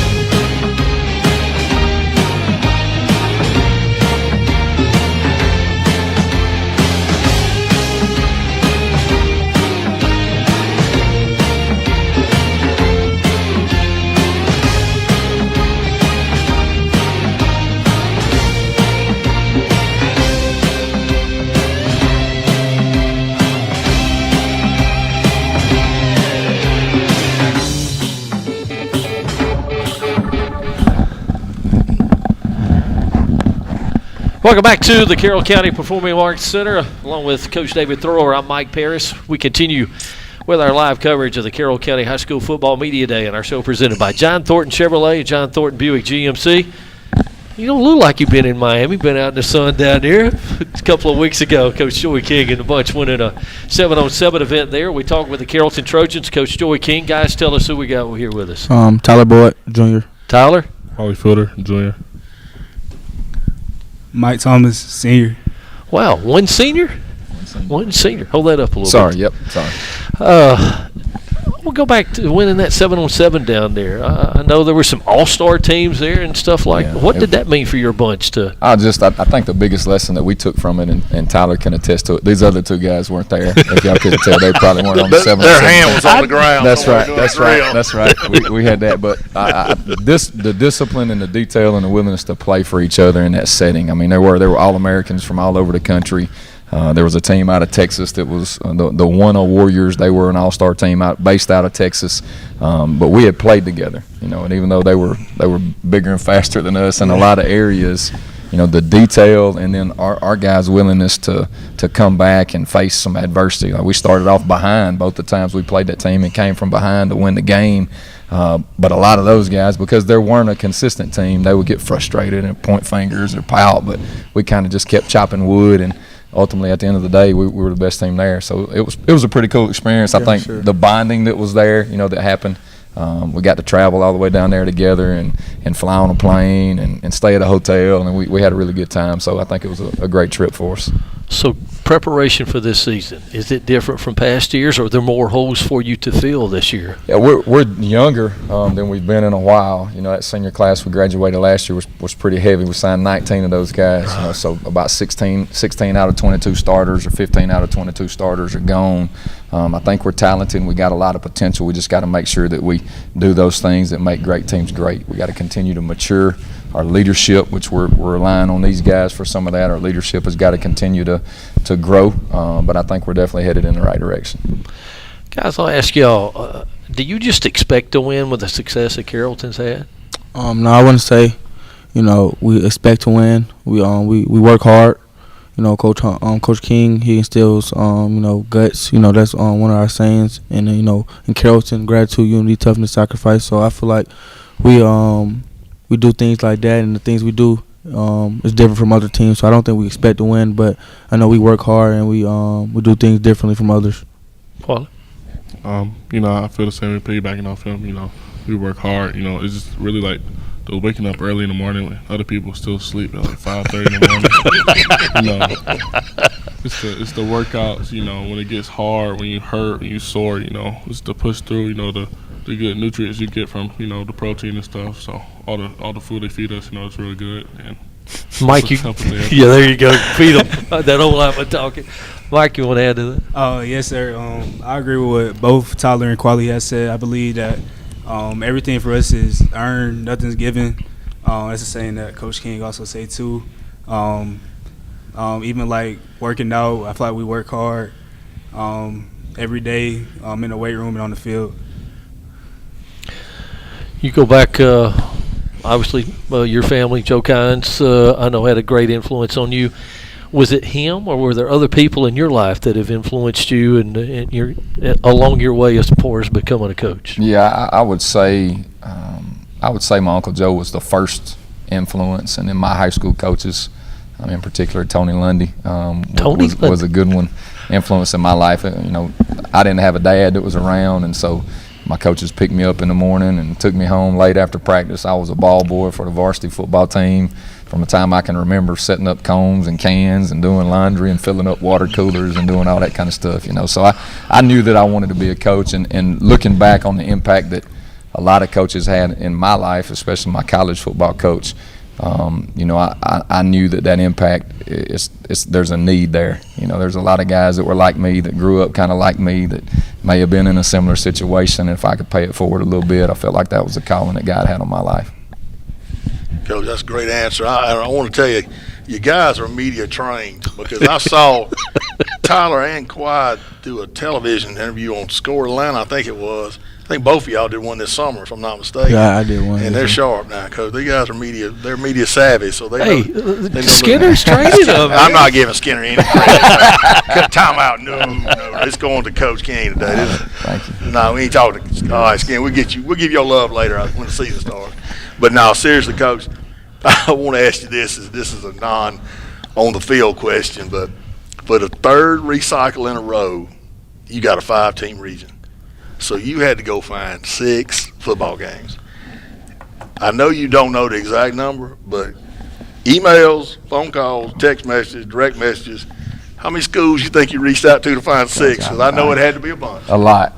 And, especially with this the PSR deal, it hurts us when they put you in a region with just a couple and then tell you, out-of-state games don't count as much as in-state games. That don't help either. We got to find people to play. So we're going to Baton Rouge this year, playing Catholic High School out of Baton Rouge. Will you bus or fly? We're busing to that one. Okay. It'll be a long trip, but we're going to make an educational trip out of it, and it's going to be a great time for our team to go down there and hopefully play a good football game. And then we got West Charlotte out of Charlotte, North Carolina. They won state a couple of years ago in North Carolina, one of the top 5 teams up there that are coming down here to play us in Carrollton. But that doesn't help us in the grand scheme of things as much when they're super talented. You return going to Charlotte next year? Next year, Charlotte's going to come to us. They're coming back to you? We bought them out, so they'll come to us too. But then Baton Rouge is coming to us. That'll be we ain't good. going out there twice. Awesome. Good move. No doubt. That's a good one. Well, Coach, I'm going to tell you this. I'm going to ask you this because I'm a lineman at heart. So we know you name players. Everybody kind of knows your name guys. But tell me about a program guy you got that's been with you 2 or 3 years, come through your feeder program, busted their butt in the weight room, and now we're going to see them for the first time on Friday night really make those significant reps. They've been a good player, probably playing behind some good players, and now they're going to get their shots. So give me a couple of them guys out there. Just show them a little love. Yeah, one of them's with us is Mike. Mike, he played a good bit last year for us, but he's trusted the process and really come into his own this off season. Is he a 4-eye? What's he play? He plays D tackle for us. He can play nose. He plays some O line. We're probably one of the few high classification schools that still plays people on both sides of the ball. I noticed that. So Do you have many that go both ways? We've got a handful, not a ton, but we have a handful, and that allows us to work people at a couple of different positions on the same side of the ball, like Tyler. And then Mike flip-flops from offense to defense. So the way we structure practice is very, very detailed and very intentional. Exactly. But Mike's a great one. To trust the process. Right. And, stick it out. He's done a tremendous job. And Mike, you gonna be a senior? This your senior year? Yes, sir. It's my senior year. Okay. You got some offers? Yes, sir. I'm committed to Gardner Weld. Okay. All right. Yes, sir. I couldn't remember. Good program. Yes, sir. Yeah. So let me, if I can interrupt. No, you good. So you've committed. I know you've committed. Nah, I haven't committed. No, sir. So is that taking a load off of your mind to know that you've got a place to go now and you don't have to worry about it? Yes, sir. I'm just ready to play, ready to get into it with the guys to compete. Yes, what sir. about Wally? It definitely, for me, it feel like, take a weight off my shoulder. There's a lot of pressure going down to it. So, just committed, it was a lot. But now that I'm committed, I feel good about it, So you're still playing a game, huh? Yes, sir. You're just going into junior year, though, right? Yes, It's sir. just going to be a junior, so you got time. Yeah, that's good. Well, Coach, I'll tell you what, I've always had a tremendous amount of respect for Carrollton and the program, and I always enjoyed competing against them back in the day because you know what you're going to get. You're going to get a well-coached team. It's going to be physical and hard-nosed, and it's just going to be a great atmosphere when you go over there and play. So want to put that out there. And for you personally, I've known you, I think, since you was a coordinator there at Carrollton, back in the day with Coach T. So just want to tell you much respect for your program, your kids. You carry yourself to first class all the way around.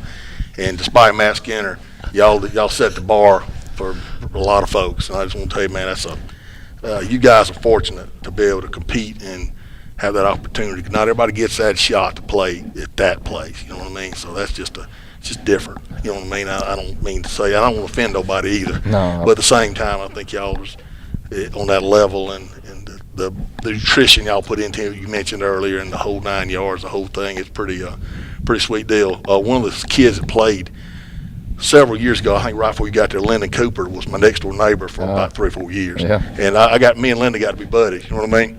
And and he was all O-line lineman. guys, So we got O-line along. guys stick together. Yeah, we were out there. We got out in the grass one day, and I said, look, man, show me how you coach teach you skip pulls. And we out there working on that, you know what I mean? So me and Lyndon out there in the back of the apartments.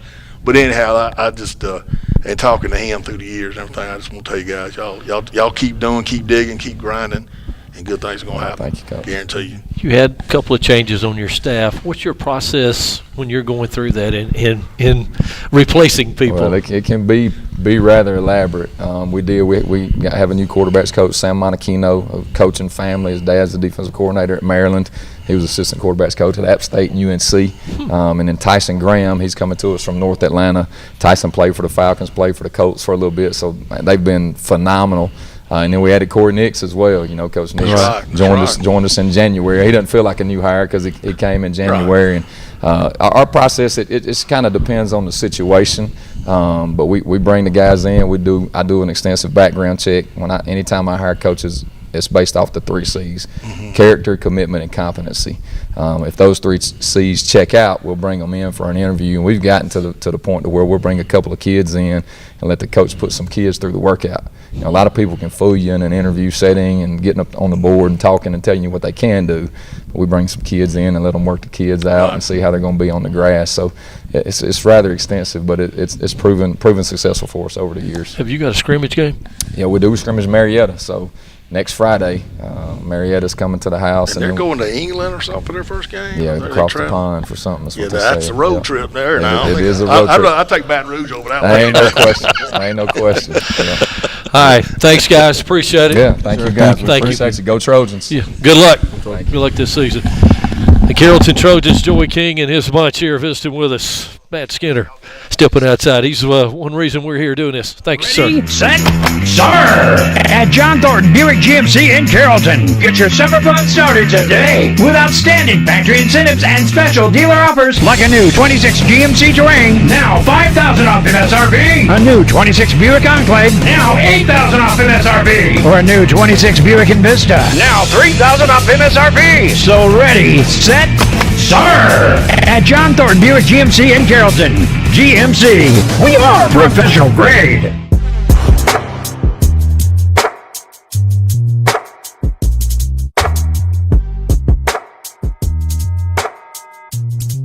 Ready, set, summer! At John Thornton Chevrolet in Lithia Springs with outstanding offers like a new 26 Chevy Silverado 2500 HD, now $10,000 off MSRP. Or a new 26 Chevy Silverado 1500 RST, now $10,250 off MSRP. At John Thornton Chevrolet in Lithia Springs, we're so big, they named the road after us. Chevrolet, together, let's drive. Available on select in-stock models. Some exclusions may apply. No social security number required. Standard speakers available in all departments. Dock fee $7.99. See dealer for details. Intake 326.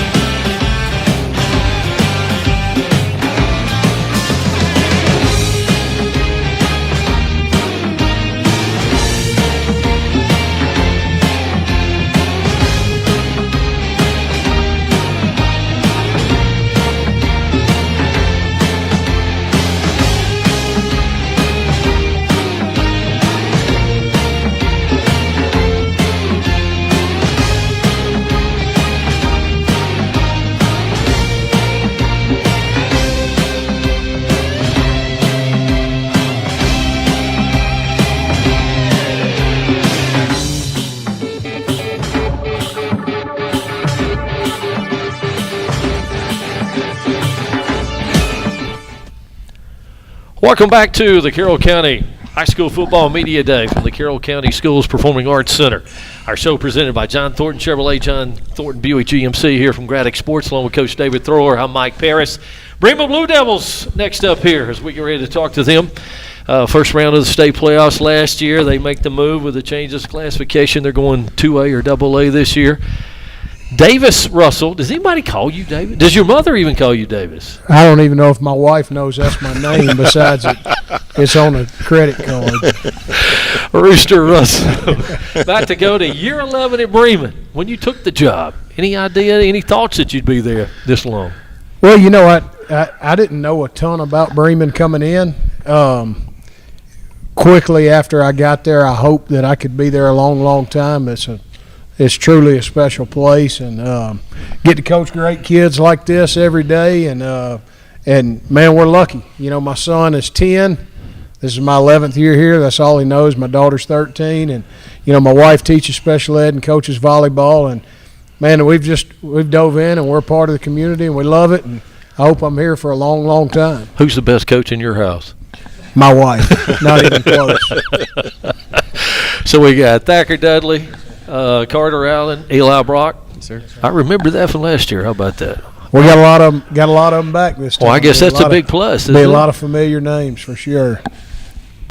So far, off season, everything's been good. Yeah, off season's been good. You know, we got some coaching changes. Got a new offensive coordinator, defense coordinator, and Grant Chestnut and Austin Barron that doing a great job. Hired some other staff, and man, we've blended well. We've spent a lot of time together this summer, got to know each other. I've hired some good men, and then I got a lot of guys back. You know, and one of the most important stats in high school football that people don't talk about is birthdays.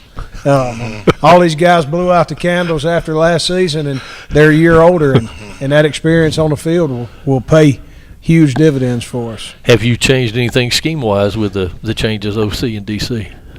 Yeah, we have.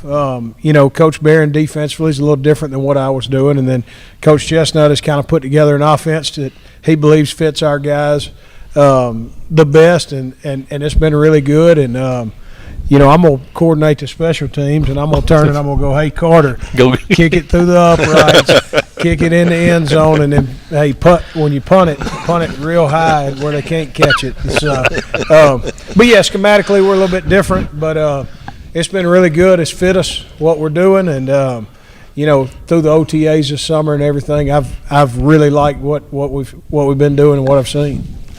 Coach, I just want to tell you, coming from a coaching standpoint, a guy who's coached 8 different schools in 30-some-odd years, I really admire your consistency. And you've been there 11 years now, and, you know, you won at least 5 games every year. You had a lot of playoff teams and some playoff wins, and just the consistency of your program. You know what I mean? It's always been a standard of trademark. Your kids are physical. They're well coached. They're going to play hard. So on Friday night, whoever you play, they're going to have to come to play because you guys are going to be there to show up. So I want to tell you guys and coach right there, I appreciate you a lot of respect. And I want to ask about your coordinators, but since Mike jumped on it, so tell me about your region now. So I know we got pretty much the same, but you got a couple new ones. So, and then your scrimmage games, I want you to touch on who you scrimmage. Yeah, so our region is all the schools in Floyd County. You know, we got Coosa and Armurchie and Model, Pepperell, Darlington. You know, and then, of course, Mount Zion. Right. And, you know, who's in there with us now. And we got Heard County. Right. And, you know, it's going to be a fun region. It's an old school region. Mm-hmm. You know, every game will have, you know, we'll have good crowds. A bunch of people take a lot of pride in football. So looking forward to that. Of course, Heard's a team to beat until they got them. Yeah, they do, and you know, and they do a great job. A lot of respect for them. And then you asked scrimmage game wise, we open at Rockmart next Friday, and then our second scrimmage is actually at Harris County. You gonna go play the Finley guy? Yeah, we're gonna go see Finley again. But you've been scrimmaging at Rockmart, haven't you? Yeah, we have for several years. Yeah, you know, Biff and I were really close, and we never wanted to play because we liked each other, and we didn't want to. You know, our wives get along and all that. We didn't want to get pissed off at each other. Sorry for saying pissed off, but then I just said it again. But, you know, we always scrimmage, and then we scheduled it up. And And honestly, we did OTA with Rockmart last week, and we're going to scrimmage them again. A lot of the kids know each other. We've done a lot with them, so it's always a good first scrimmage. Well, and the good thing, too, your region, the way you're set up, you're either going to get on 27, go north or go south, but you're pretty much, everybody's within an easy drive. I mean, you can, literally get off work at 6 or 6:30 and be at the away game and be there before kickoff. So that's got to make it good for your fans. And you kept Harrelson for a non-region game. No doubt, yeah. And that'll be a big one. You know what I mean? So that's and of course you open with Bowden. That's right. So you've got some, you've got a schedule to look forward to. I think all your fans, all your kids, all your players, like I said, there's a lot of familiarity, but at the same time, there's a lot of tradition in those rivalries too, and so y'all been playing Herd for a long time, and some of these other folks, and that's right. Be some good matchups. Guys, senior years for all you guys. What's your feeling going in? Is it hard to believe this is it now? Your last year of high school football? Oh yeah, it's definitely weird, but I'm definitely just gonna play as hard as I can and give it up my all. My last year. So the changes in offense, you like them? Oh, I like them a lot. It fits me well. Okay, I think. Carter? I mean, I'm just excited to go out there and kick for one more year. I don't really get to do it much after I graduate because I'm going to college. Just don't hurt your arm, okay? Just protect that right arm. So just go out there, enjoy it, and just do anything I can to help them win, put the defense in a good spot, help the offense as much as I can, and just leave it all out there because it's my last year doing this. So you get a 75-yard punt, 50-yard field goal. Which pleases you the most? Probably a field goal because it lights up the scoreboard a little bit. So good answer. That's Me too. And you're going to Tech? Is Yes, that right? sir. Baseball? Mm-hmm. All right. Thacker, what about you? What's the question again? Senior year. I mean, it don't feel. I mean, like He's going to fit in good at Sanford. I can tell. It just don't feel like real, I guess, yet. I mean, I feel like we do got a great team. I mean, great coaches, great players. I mean, we got something special going. We just got to execute and do the simple things, small things right. And I feel like, we're going to do really good.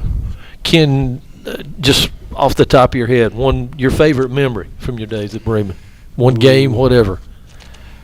My favorite memory. Or it might have been dunking the head coach in a dunking booth or something. I don't know. I mean, I feel like the OTAs we've had, like one in Blakely County, it wasn't a game, but it was like an OTA and just the fellowship and just brotherhood we built from that. I mean, it was just a great memory. Hanging out with the coaches. We had an OTA in Bremen, and we threw all the coaches in the pool. And it's just small things like that. Like just mean a lot. And it's just it's super fun to be around just all the players and coaches and stuff. Eli? I'd probably say beating Temple pretty good last year.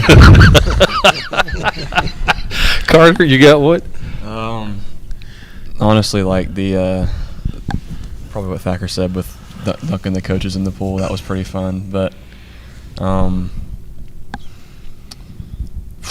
that's all I really got. Honestly, not very many important memories just from kicking field goals and football. So I mean, how many guys in your senior class all total? Yeah, 20. 20. That's a big group then. Double for a small school. That's big. Yeah, it's the biggest group we've had. Pretty close knit group of guys. Sounds like very, very tight. Right. Well, very tight. Have you guys played together all your lives? I guess most part. Basically.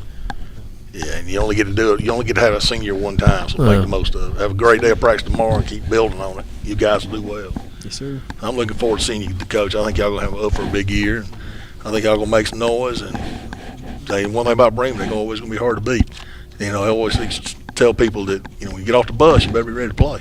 That's right. And those guys will be ready to play for sure. So, yeah, this is up for a big year, Coach. I think those guys are going to do well. Well, thank you. Yes, sir. Absolutely. Do you like I guess there's one or two more teams in the region this year, so you didn't have to find as many non-region games. We just had to find 3, and it turned out, I wish I'd have gotten one of the scrimmages at home. We only got 5 home and then 7 away with 2 scrimmages, but we got Bowden and Harrelson, which are the 2 rivals. Right. 2 of the rivals. Everybody says, Bremen's your rival, and I'm like, well, we can't have a rivalry game every dang week, But you open with Bowden at home, then you go to Harrelson, then we actually go all the way up to LFO. And honestly, I feel like we're going to have a good football team. We have the potential. I hate that word, but if we full achieve, we can have a good football team.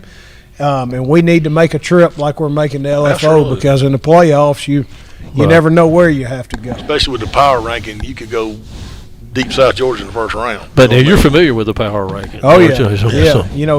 last year we got a rematch with Pepperell in Right. the first round, but we were a couple 100ths of a tenth from being in far southwest Georgia, so you never know. So I think our schedule sets up well for us, and looking forward to seeing what these guys can do. I'm proud of them. I'm more proud of the people that they are. They're awesome humans, and they're a blast to be around. So We doing any 5:30, 6 o'clock practices in the morning, anything like that? we will on Wednesday morning. We actually did it last Friday, and we have a mature team, and when you have a mature team, you can do some of that stuff in the morning. And they hate it when the alarm goes off, but they love it the rest of the day when they're done. All right, appreciate it. Thanks for your time. Yes, sir. Thank you. Enjoy that the senior year, guys. Good luck. Yes, sir. Thank you. Thanks. Get after 'em. Appreciate it. Rooster Russell and his bunch, Bremen, Eli Brock, Carter Allen, and Thacker Dudley visiting with us here. Coming up next, we continue here. We've got, one of those folks you're going to play early. Haralson County going to follow you in and, to chat with us here. We will continue from the Carroll County Schools Performing Arts Center. More of the Carroll County Sports Media Day brought to you by John Thornton Chevrolet, John Thornton Buick GMC. We are back right after this timeout. Ready, set, summer at John Thornton Buick GMC in Carrollton. Get your summer fun started today with outstanding factory incentives and special dealer offers like a new 26 GMC Terrain, now $5,000 off MSRP. A new 26 Buick Enclave, now $8,000 off MSRP. Or a new 26 Buick Envista, now $3,000 off MSRP. So ready, set, summer at John Thornton Buick GMC in Carrollton. GMC, we are professional grade.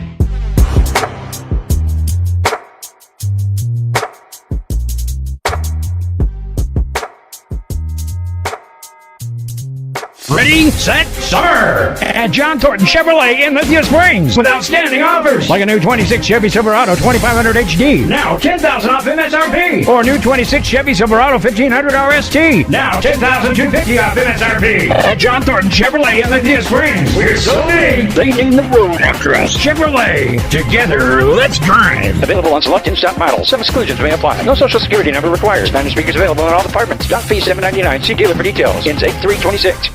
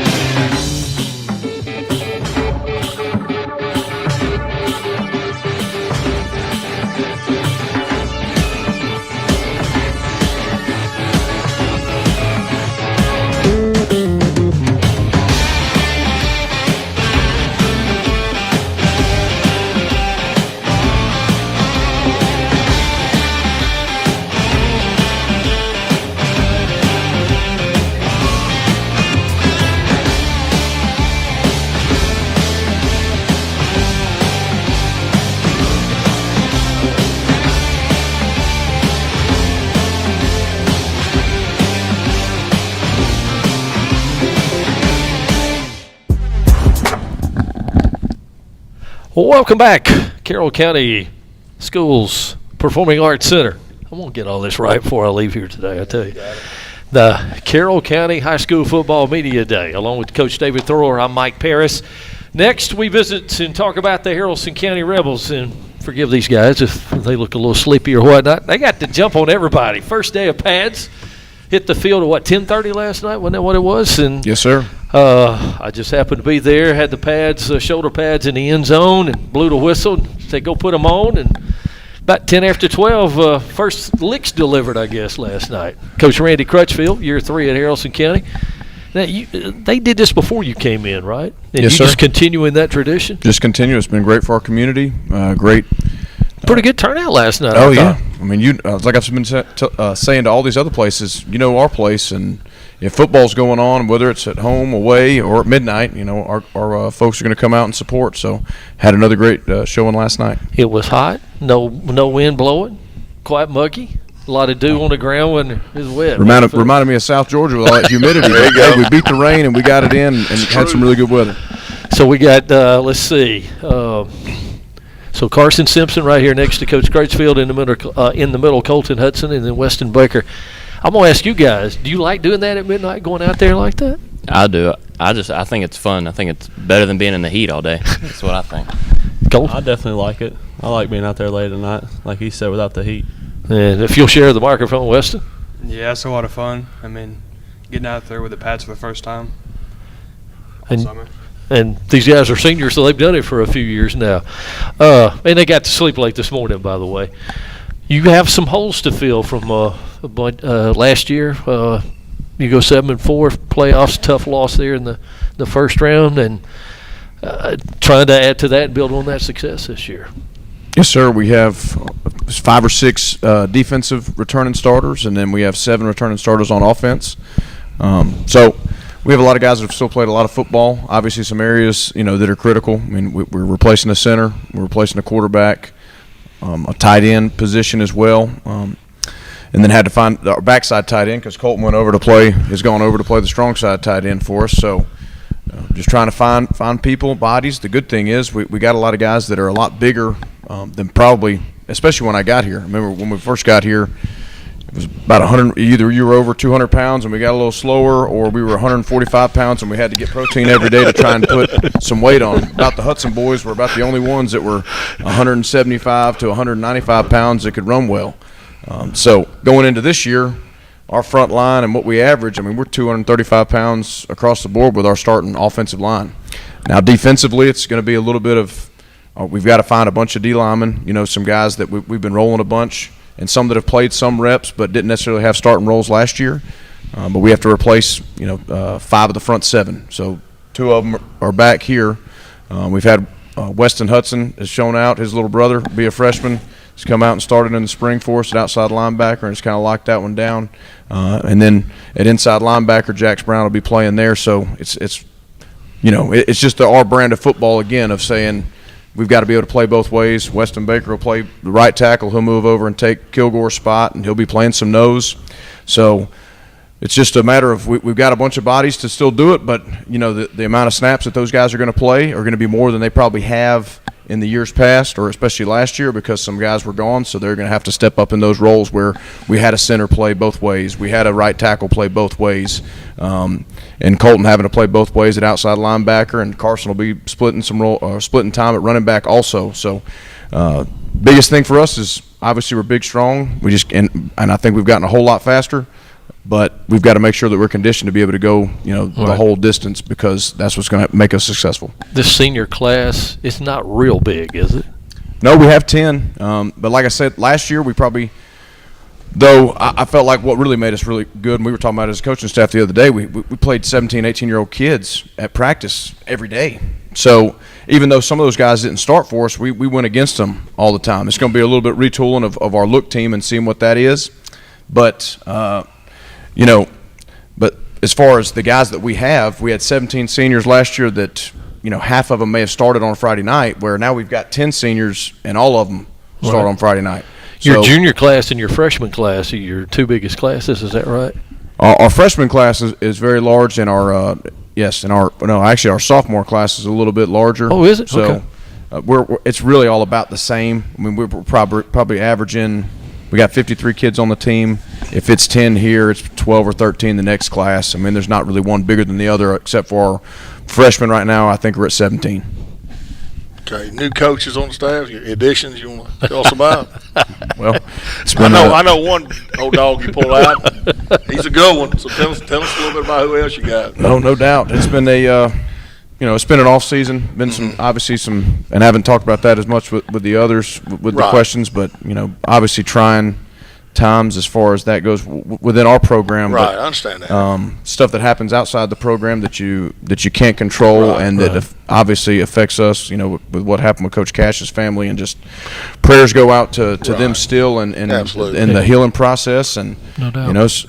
So you don't know what goes on as far as in the mindset of some of that stuff, and I know a ton of people have reached out and talked to him about things, but he felt like it was best for him and his family for him to step down as the OC. So we were very fortunate to, at this point in the year, to be able to pick up, who I feel like, and I think a lot of people would feel like, is a very good quality coach. It's a veteran, been coaching for 30 years, and gave me my first defensive coordinator job in Coach Kofer. So glad to have Ken Kofer on with us. Right, that's exactly who I was going to. That's yes. where I was taking that. Yeah, so that is rare at this late date that you could find somebody. Oh, I'm just glad I've talked to him every week and said, hey, do you have a job? And every time he said no, just hadn't found the right fit. So, I just kept calling him. And, obviously I went over and talked to Coach Cash, and before he made the decision, I mean, I hadn't even thought about, really calling Coach Kofer at that point until I thought, hey, he's more out than he is in. And luckily called him, and we were able to get a deal done pretty quick. So he'll take over as the OC. We brought on Coach Greg Jeffcoat, who was actually at Hurd last year. He's an Alabama, wrestling legend, won 6 state championships over there, and worked with guys like Keith Etheridge at Leeds, and has been at some really good programs in the state of Alabama, who's coming over to be our head wrestling coach and be our offensive line coach. And we also hired Cade Fox, will be our tight ends coach. He just finished up at West Georgia he got recruited as an offensive tackle, ended up finishing up as a tight end there. And other than that, I mean, I know there's some guys we brought on, but really the big turnovers obviously at the offensive coordinator position, and everybody else stayed. We really just kind of added another coach as far as that goes. Well, I get out of my car last night. I got to tell you this. Get out of my car last night, and I'm walking in. First thing, without a doubt, I knew who it was. I heard Coach Kofer down on the field. So I've known Ken forever. I think you probably know that, but yeah, he's a good one. I look forward to seeing him. I left him a message the other day. I said, hey, I know you're busy. Don't call me back. I just want to tell you I'm glad you're back in the area. So just to give him a shout out. So, but now I saw the second day of your Patty camp last week. I thought your kids competed, and how'd you feel about coming out of that after the OTAs and through the summer in general? Just overall, how you feel like it went? Well, I mean, it's kind of been a little bit of piecemeal, to be honest. Yeah. I mean, we've had some kids out, some kids here, so it's been next man up mentality. I mean, just like the regular season is. I mean, sometimes. it really is with who's available or who's not. So we go into one, and actually all at Mount Zion the last 2 days, the 2 kids that we're saying that started the spring game for us at quarterback or took snaps, we kind of alternated series with them. They weren't available. One had been injured, and another one was out of town, and it was third string quarterback. So Dylan Crutchfield stepped up for us and took on that role. And there were several guys up front too. We had we've still had Landon Singletary and Joseph Jeffrey got in a wreck early on, and Landon broke his hand, so he's still recovering from that. Should be cleared here in a couple days.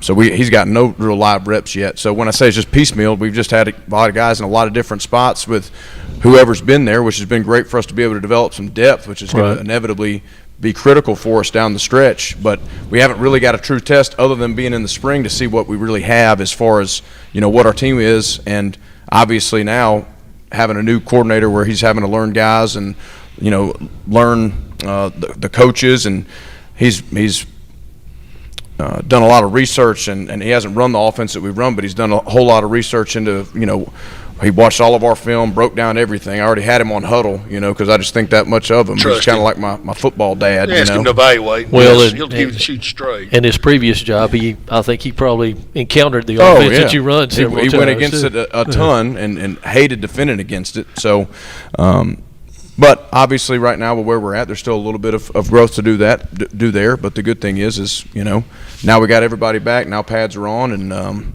able to roll into the season. So, guys, terrific year last year, a lot of success. Are you all looking to build on that this year? Something you talk about? I mean, yes, we want to go further. I think we've set a ground level, and now that we've seen that we've been there, we're like, there's more there. We might as well take it when we can. Cool. Yeah, I definitely think it'd be cool to go like second or third round this year. Make it a little bit farther in there. Yes, sir. We can win a lot more this year, I believe. Winning closer games. That's just a problem we had last year. I think we'll get a lot better this year. We're going to win closer games. We got to wrap this up, but you go from Class A Division I now to 3A football here and jumping up, and you're playing a whole bunch of new folks this year, aren't you? No doubt. I mean, that's what it is. I think it's it's if you can see it both ways and say, hey, they're 4 private schools and 4 public schools, correct? Right. And like I've said before, it's kind of we know Temple, so it's us and Temple versus APS and some private schools. But the good thing about it is they don't know us either. I started to say that. That's exactly what I was thinking. That's what I see as a benefit for us. Is we've played a lot of teams over here for a lot of years that have a good plan and have seen what we do and know who we are. We're going to walk over there and it's going to be a whole new game, and they're going to have to figure some things out. I feel like we match up well, but we're a different breed of kid than if you roll in downtown Atlanta at a private school. Well, and some of them never been to Tallapoosa before. And beautiful Beach Creek, that's right? Right. You know what I mean? So that doesn't hurt you either. You know what I mean? Your kids got a little moxie to them. Those Harrison County kids they'll fight you tooth and nail. You got 6 home games this year, right? Yeah, 6 home games. Yeah. All right. Hey, great, terrific year last year. Hopefully you can add to that and build on it this year. Thank you, sir. Appreciate it. Thanks Go so get much. some rest. Randy Crutchfield, head coach, Rebels, along with Colton Hudson, Carson Simpson, Weston Baker visiting with us. We got one final group to talk to. We'll talk to the bunch from Heard County. We continue here from the Carroll County High School Football Media Day. Gradick Sports, presented by John Thornton Chevrolet and John Thornton Buick GMC. Stay with us. We're back after a timeout. Ready, set, summer at John Thornton Buick GMC in Carrollton. Get your summer fun started today with outstanding factory incentives and special dealer offers like a new 26 GMC Terrain, now $5,000 off MSRP. A new 26 Buick Enclave, now $8,000 off MSRP. Or a new 26 Buick Envista, now $3,000 off MSRP. So ready, set, summer at John Thornton Buick GMC in Carrollton. GMC, we are professional grade.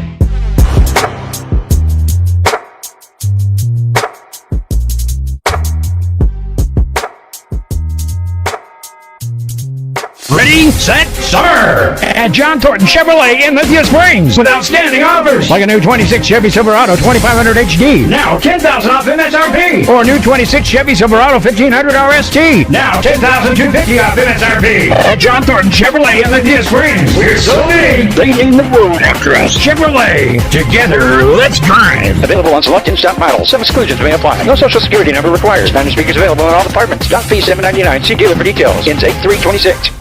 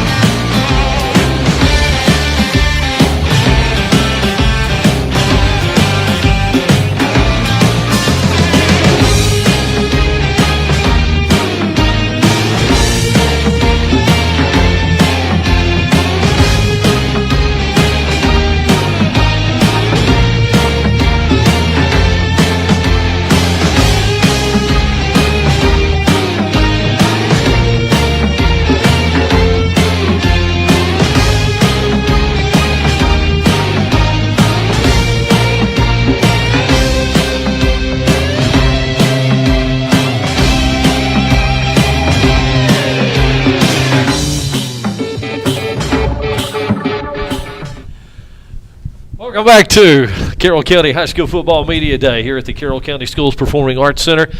Joel keeping us on track here. A lot of stuff goes on in between this that you don't see. Coach David Thorour, I'm Mike Parris, and we welcome you back here. John Thornton Chevrolet, John Thornton Buick GMC, and Gradick Sports presenting our show. And our final guest of the night, the folks from Heard County. I told Coach Laster we saved the best for last year is to get them in to visit with him. Great year last year, 13-1, semifinals of the state playoffs, and looking to at least repeat that again this year, huh? And maybe one more game in there too. Yeah, we hope so. We're just trying to just find this identity of this team and see where we're at. And of course we always say, and I know everybody does the cliche stuff, but we are just trying to make this team the best version of itself it can be. And but we do believe that this team is very talented, and if we do get the best version of this team, we'll have a chance to be all in that mix somewhere, and so but yes, whenever you get that close, you want to finish it off, and we want to get back there.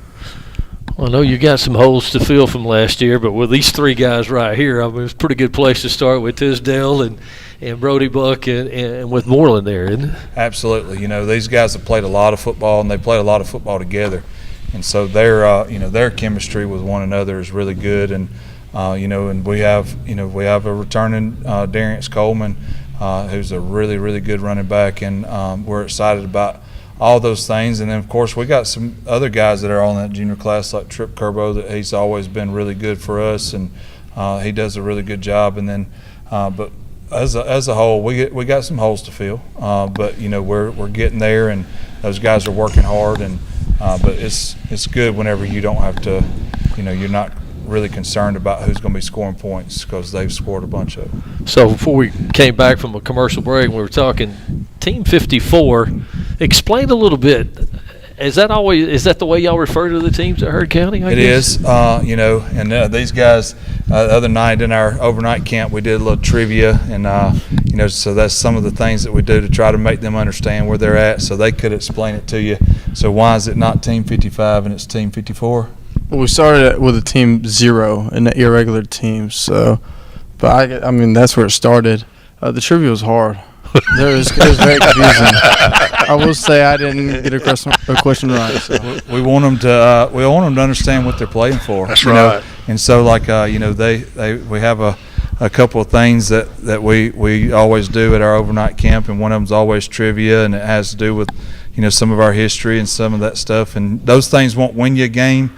Overall, but it should at least make you play a little bit harder if you know what your expectations are. But we call that Team 0 from the get-go. They played not a full schedule that year, and so the very first full varsity schedule would have been the second year, 1973. 73. So that's Team 1, and so when you add it all up, that's why we're Team 54. So was it pretty cool though to learn some things maybe you didn't know about history of Heard County? Yes, sir. It's actually shocking on how many facts we have at Heard County, even though we're not a very big school or we haven't been around as long as many teams have.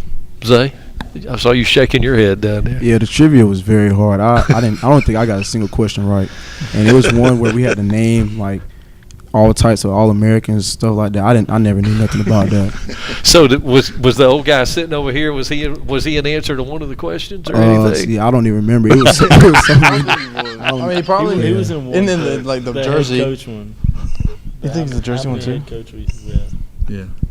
So I made the questions, so I don't try to make things about me. So I try to make them about Coach Barron or somebody else like that. But and everybody else could see that here too. But the small communities, I mean, that's what makes it special about Friday nights. Yeah, and I mean, then you got a lot of names that come around and do things for these guys that they may not realize that there's a guy cooking for them on a Friday night, or there's a guy that comes by and holds the chains, or there's a guy that does this or that, and all of a sudden you like, well, this guy was me one day, and he's giving back to Heard County, and so hopefully that's kind of ingraining that to them that one day whenever I'm the answer to one of these questions or something like that I'll be giving back to the place that gave a lot to me. Well, and you're playing for more than just yourself. That's right. And so that's the thing. I think, and I've coached at 8 different schools through 30-something years.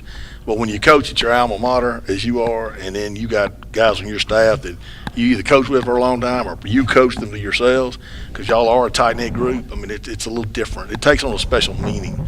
So for you seniors, you guys out there, you got to know that that's like Coach said. You're going to be part of that because you were part of that now, and you're going to leave a legacy one day. Do they know who Carlos Brown is? Oh, yeah. They remember him. They know that was what, about 03? When was that? 04? 05. 05, and then the other Jackson, John Tavis Jackson. He was like 06, 07, 08, somewhere in there. So, yeah, there's some history there, and that's just going back 20 years. That's not even going back to the day. So, yeah, a lot of good ones there. They had Heard County had a Georgia Tech guy back in the 90s or early 90s. Yep, Rodney Wilkerson. That's right. I remember that. See, I went back and looked at some of this stuff. I did not realize that he was a Heard County guy until I went back there. I have to send you the PowerPoint of the questions. Y'all might find that pretty cool. Yeah. Well, it would be. Yeah. Y'all be lost too. No doubt. No doubt. That's pretty sweet. So, Ethan, you've made your decision as far as the next level. I'll ask you the same question I've asked some of the other guys who've been through today. Do you feel a sense of relief knowing now that decision's out of the way and you don't have to worry about it, and hopefully everybody will leave you alone? A lot. I feel a big relief off of that. Matter of fact, right before those dead weeks in between June and July, we had like a little position meeting just right before we left practice. You had to go to your group, and I went to Coach Kerbo, and he was just telling me that he could see that I've been playing better just based off of not having to worry about college, because for the past 3 years I've had to sit there and worry about, oh, this person's not talking to me, oh, I have to play good, get this amount of numbers for this person. But now, like, I'm just playing football as a regular high school student, so I'm glad to get that off my shoulders. You two guys want to play at the next level, I guess, right? Yes, sir. Yes, sir. So are you thinking about things, I guess, as you go into the senior year with that? Yes, sir. I only have 2 offers right now, but it's just like how we've been playing since freshman year, just doing the best you can, and the coach will see if you can play, they'll see you, right, and they'll find you, and I'm just praying to God every night.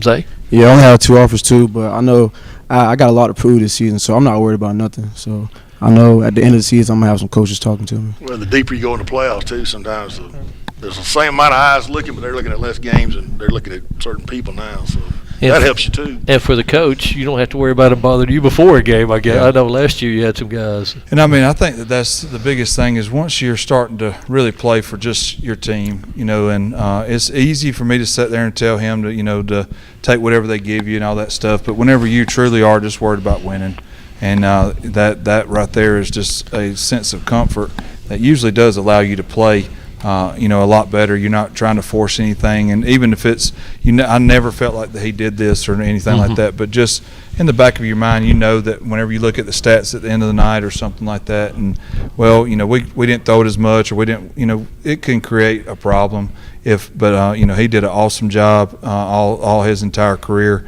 of not letting it be, but now that it's off the table, if we throw it 40 times and he runs it none, or we run it 40 times and he throws it none, it's just be about winning, and that's got to be a sense of comfort for him.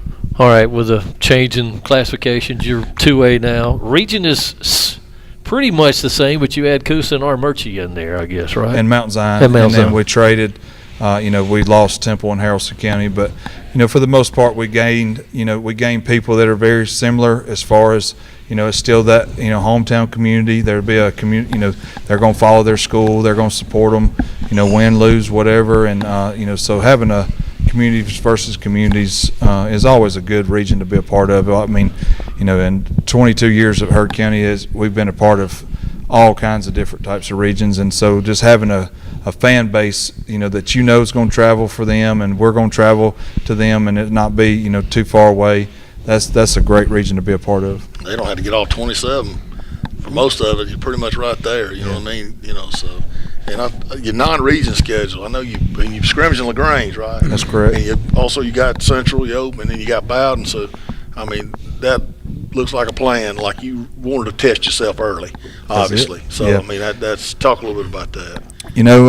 No North Carolina. I kind of feel like that we needed to figure it out early. And our team got better and better as the year went on, and luckily they got better and better while winning, but at the same time we needed to have a next level test, And I think that's what LaGrange and Central will do for us right out the gate. And they are both bigger programs. They got that depth like a Toombs has. They got that, all those things that got us ultimately in the end. And so we're going to be able to find out where we're at right out the gate. And having of course them just being right up the road.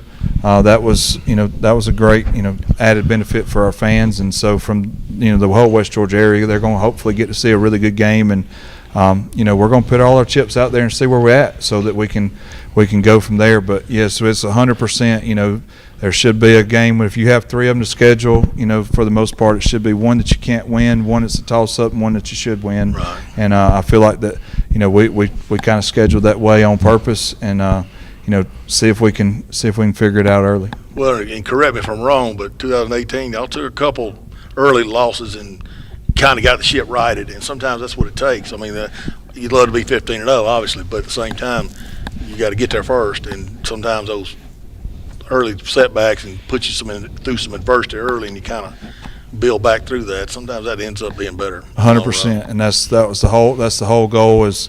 We knew we were playing Central game 1 in a real game, and so we wanted to go out and find a scrimmage, which LaGrange is a very tough program, and they're going to play really well on defense. They're going to be flying around from the get-go, and so we wanted to go and find that out early in the scrimmage game, and then and then from a different standpoint, you usually have to find a really like a 4 or 5A team to be willing in scrimmage games to play like special teams and and that kind of stuff, and play it like a real game. And we feel like we're ready to play a real game right now, and so the way that we've practiced all summer, and so we want to find out exactly where we're at. And so that was the plan, was find out where we're at against LaGrange, 2 weeks to fix it, find out where we're at after Central, 2 weeks to fix it for Bowden, and then get ready for the region. And you got a second scrimmage with South Atlanta too. Correct. Who's been a competitive program. Absolutely. Yeah. So usually got a lot of athletes. Played him several times. Yep. Yeah. So that's another good scrimmage. So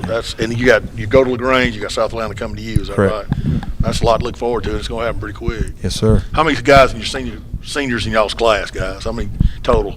22. 22. So that's a big group. That's a big number for them. That's what you only get to be a senior one time, so you got to make the most of it. So I'm looking forward to a lot of good stuff. Take the head coach hat off for a moment. Put the dad hat on. You lost one, so to speak, because he's going on to play at the next level. You don't coach him, but you still got one in the program. But you got to be proud for Max, and I guess you'll get to go see him play some. Yeah, I hope so. He's already there. They invited him up early, and so he's already there. Trying to find his way in a new program, and we're super proud of him. And we're gonna miss him. Not just from a dad standpoint, we're gonna miss him as a player. Sure. He's a really good player for us, and we've seen that some already. But I'm excited for these guys to have a chance to play without him, where they can be that, that guy, and remove that kind of leadership thing, and it turns over to them, and so everybody gets a chance to grow, and we're pumped for it. Last thing, guys, we'll wrap this up. So if 21 straight years, Hurd County's been in the playoffs, 25 of the last 26. When I tell you that, and you start thinking about Friday nights and going out there under the lights, what does that mean to you? It means a lot. It also means to have to back something up, because Hurd County has a great program. They always have, no matter if it's been a 4-region team or like a 4-team region or an 8. But we have big shoes to fill from last year, and hopefully we can get even bigger. To me, it's to go 1-0 every week, because with us as a team and as the fans have big expectations for us every single year, and just for us to come out there and go 1-0 every week, it means a lot to us and the community. Okay. Zay? Pretty much what Brody said, going out there 1-0 each week and just getting better, going back in the film, going back and watching film, seeing what we need to do better, improving next week and just getting better. And then going deep in the playoffs, and us losing the Toombs, I feel like that was a learning segment for us, knowing that the deeper you get in the playoffs, you're going to see harder teams like that. So I feel like that was a learning target for us. Coaching them up good, man. They've matured a lot. I'm proud. Good of luck, man. You ready for August 21st? I am. We got it set on August the 6th right now, which is a Thursday night in LaGrange, and so but once we get ready, from that, but we're going to put a lot into that Central game to see where we're at, and they know it, and might be a pretty good crowd there too. You think? I would think so. hopefully it's packed out. No, should be. I would say that's going to be from an athletic director standpoint. It's better get there early for that one. And I tell you, we were talking earlier.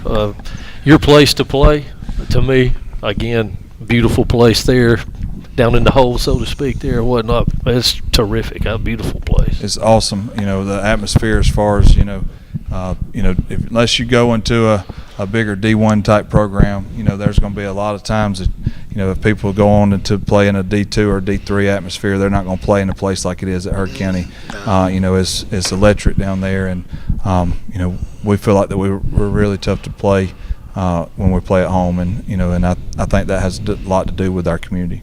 Thank you for stopping by. Good luck. Thank you. Thank you.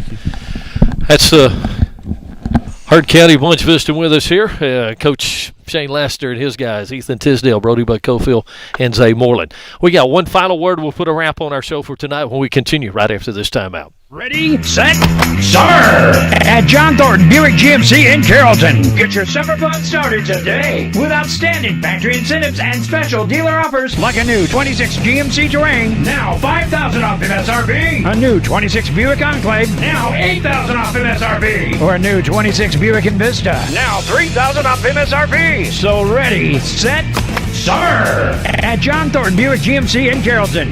GMC, we are professional grade.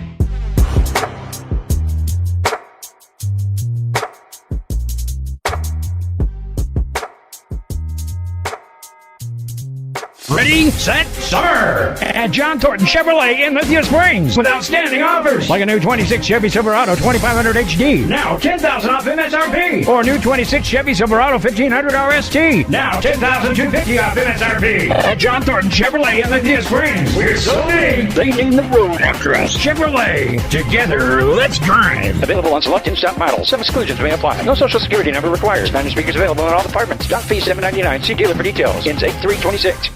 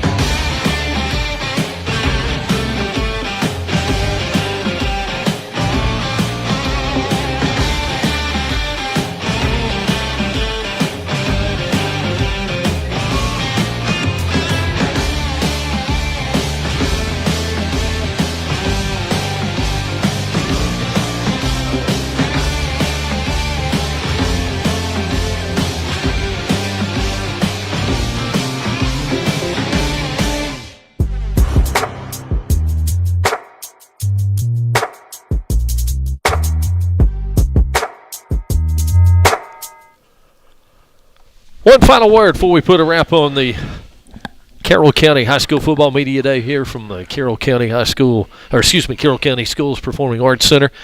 Our show presented by John Thornton Chevrolet, John Thornton Buick GMC. A lot of good stuff today, Coach. 10 schools. Everybody rolled through here. Kids did a good job on the mic, and the coaches obviously, pretty much we got a seasoned group of coaches now at this point, and we got 3 new ones, but they're not new. They're not all new. They've been around these parts. So, yeah, it's a great season to look forward to. We had a great year last year, and I think we got a chance to have as good, if not better, this year. So. Everybody was in the playoffs, postseason playoffs. We had 9 out of 9 of the GHSA in the playoffs, and then we had 6 advance. We had 4 region champs. We had 2 in the final, 1 in the semis. I mean, we had a lot of good football in this area, and our fans are fortunate. No matter what team you pull for, or who you're, where's your favorite, or where you went to school at, everybody here's got a program they can be proud of. Everybody supports the programs in the area. They do, and everybody gets after it pretty good. And like I said, if you're in this situation, you're fortunate because not everywhere it's like that. Right. And if you've been around a few places, you kind of know that. But here, I think every community, and that goes back to the community itself and the school administrations. I mean, everybody around here has done a good job providing their kids with facilities. We're helping, get coaches hired, with getting kids in weight training classes and getting those kind of things. The things you got to have, the nuts and bolts of your program. The feeder programs aligned to the high school level, and we got a lot of dynamics here because you got one county that's got 5 schools, and you got 2 city schools, and we got Hurd is a 1-school system. You know what I mean? So we got different ways of doing it. And 2 schools in Harrison County. That's right, 2 in Harrison. One's a city though. Yeah. They're separate, but they're both located in Harrison County. So there's different dynamics there. But everybody's got a commitment, and that starts up top. It starts with the superintendent, board of education, all the way down to the middle school water boy. Everybody's got to be in the boat together, rolling together. You know what I'm saying? So we'll go. Get our coverage started Friday the 21st. We'll do our tailgate show. We'll do 4 broadcasts on Friday night, that opening night. Then the Red Zone show. We'll recap everything, and we're off and running then at that point. Won't be long. It'll be here soon. Roughly, a month from Friday is when we'll get it going. 21st. Won't be that long, is it? Today's the 27th. 31st. Be 3 weeks from Friday. Yeah, I guess so. You're right. 21st, yeah. Be here for 3 weeks from Friday. See, I'm already behind. I got to catch up here. Hope you've enjoyed our interviews and learning more about each of the schools in the local area. Thanks to Mr. Brock, Joel Brock, behind the scenes here, putting everything together and producing and directing all this. For Coach Thorough, I'm Mike Paris, and again, we'll get all our coverage started Friday the 21st. We'll get everything going at 5 o'clock on Friday afternoon, tailgate show, and then games, and then the Red Zone show, and talking some high school football in about, 12 weeks. Of that to follow, is that right? We got 12 weeks of regular season. Yeah, and then we'll playoff time. 5 rounds of playoffs. You're talking this. I think December 15th, 16th is the end of the Atlanta. That's the destination. So yeah, we got a good 4 months of. Once we kick it off, we got 4 solid months of high school football, and I can't wait. I mean, I'll be honest with you, and I respect everybody's sport, and I like to watch sports. I watch all kind of sports. Right. And now that I'm retired, I consume more than I probably need to. But I've seen enough Wimbledon, World Cup, NBA Rookie League, British Open, WNBA. I've seen enough of that to last me a while. I'm ready for some high school football. NASCAR, pickleball. Well, you take your pick. I'm ready to get the football season. No disrespect to nobody else's favorite, but football, time for football. Nothing like high school football. And we'll get it started Friday, August the 21st. Thanks to Joel Brock again for his work for us today. That'll do it from here at the Carroll County High School Football Media Day at the Carroll County Schools Performing Arts Center. For Coach Thorough, I'm Mike Paris.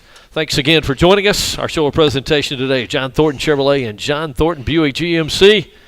Stay with us. We'll talk to you again August 21st. So long, everybody. Ready, set, summer!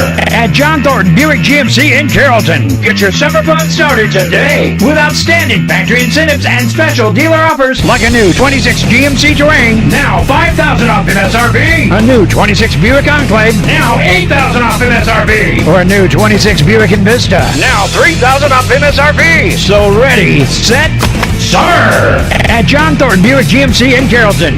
GMC, we are professional grade.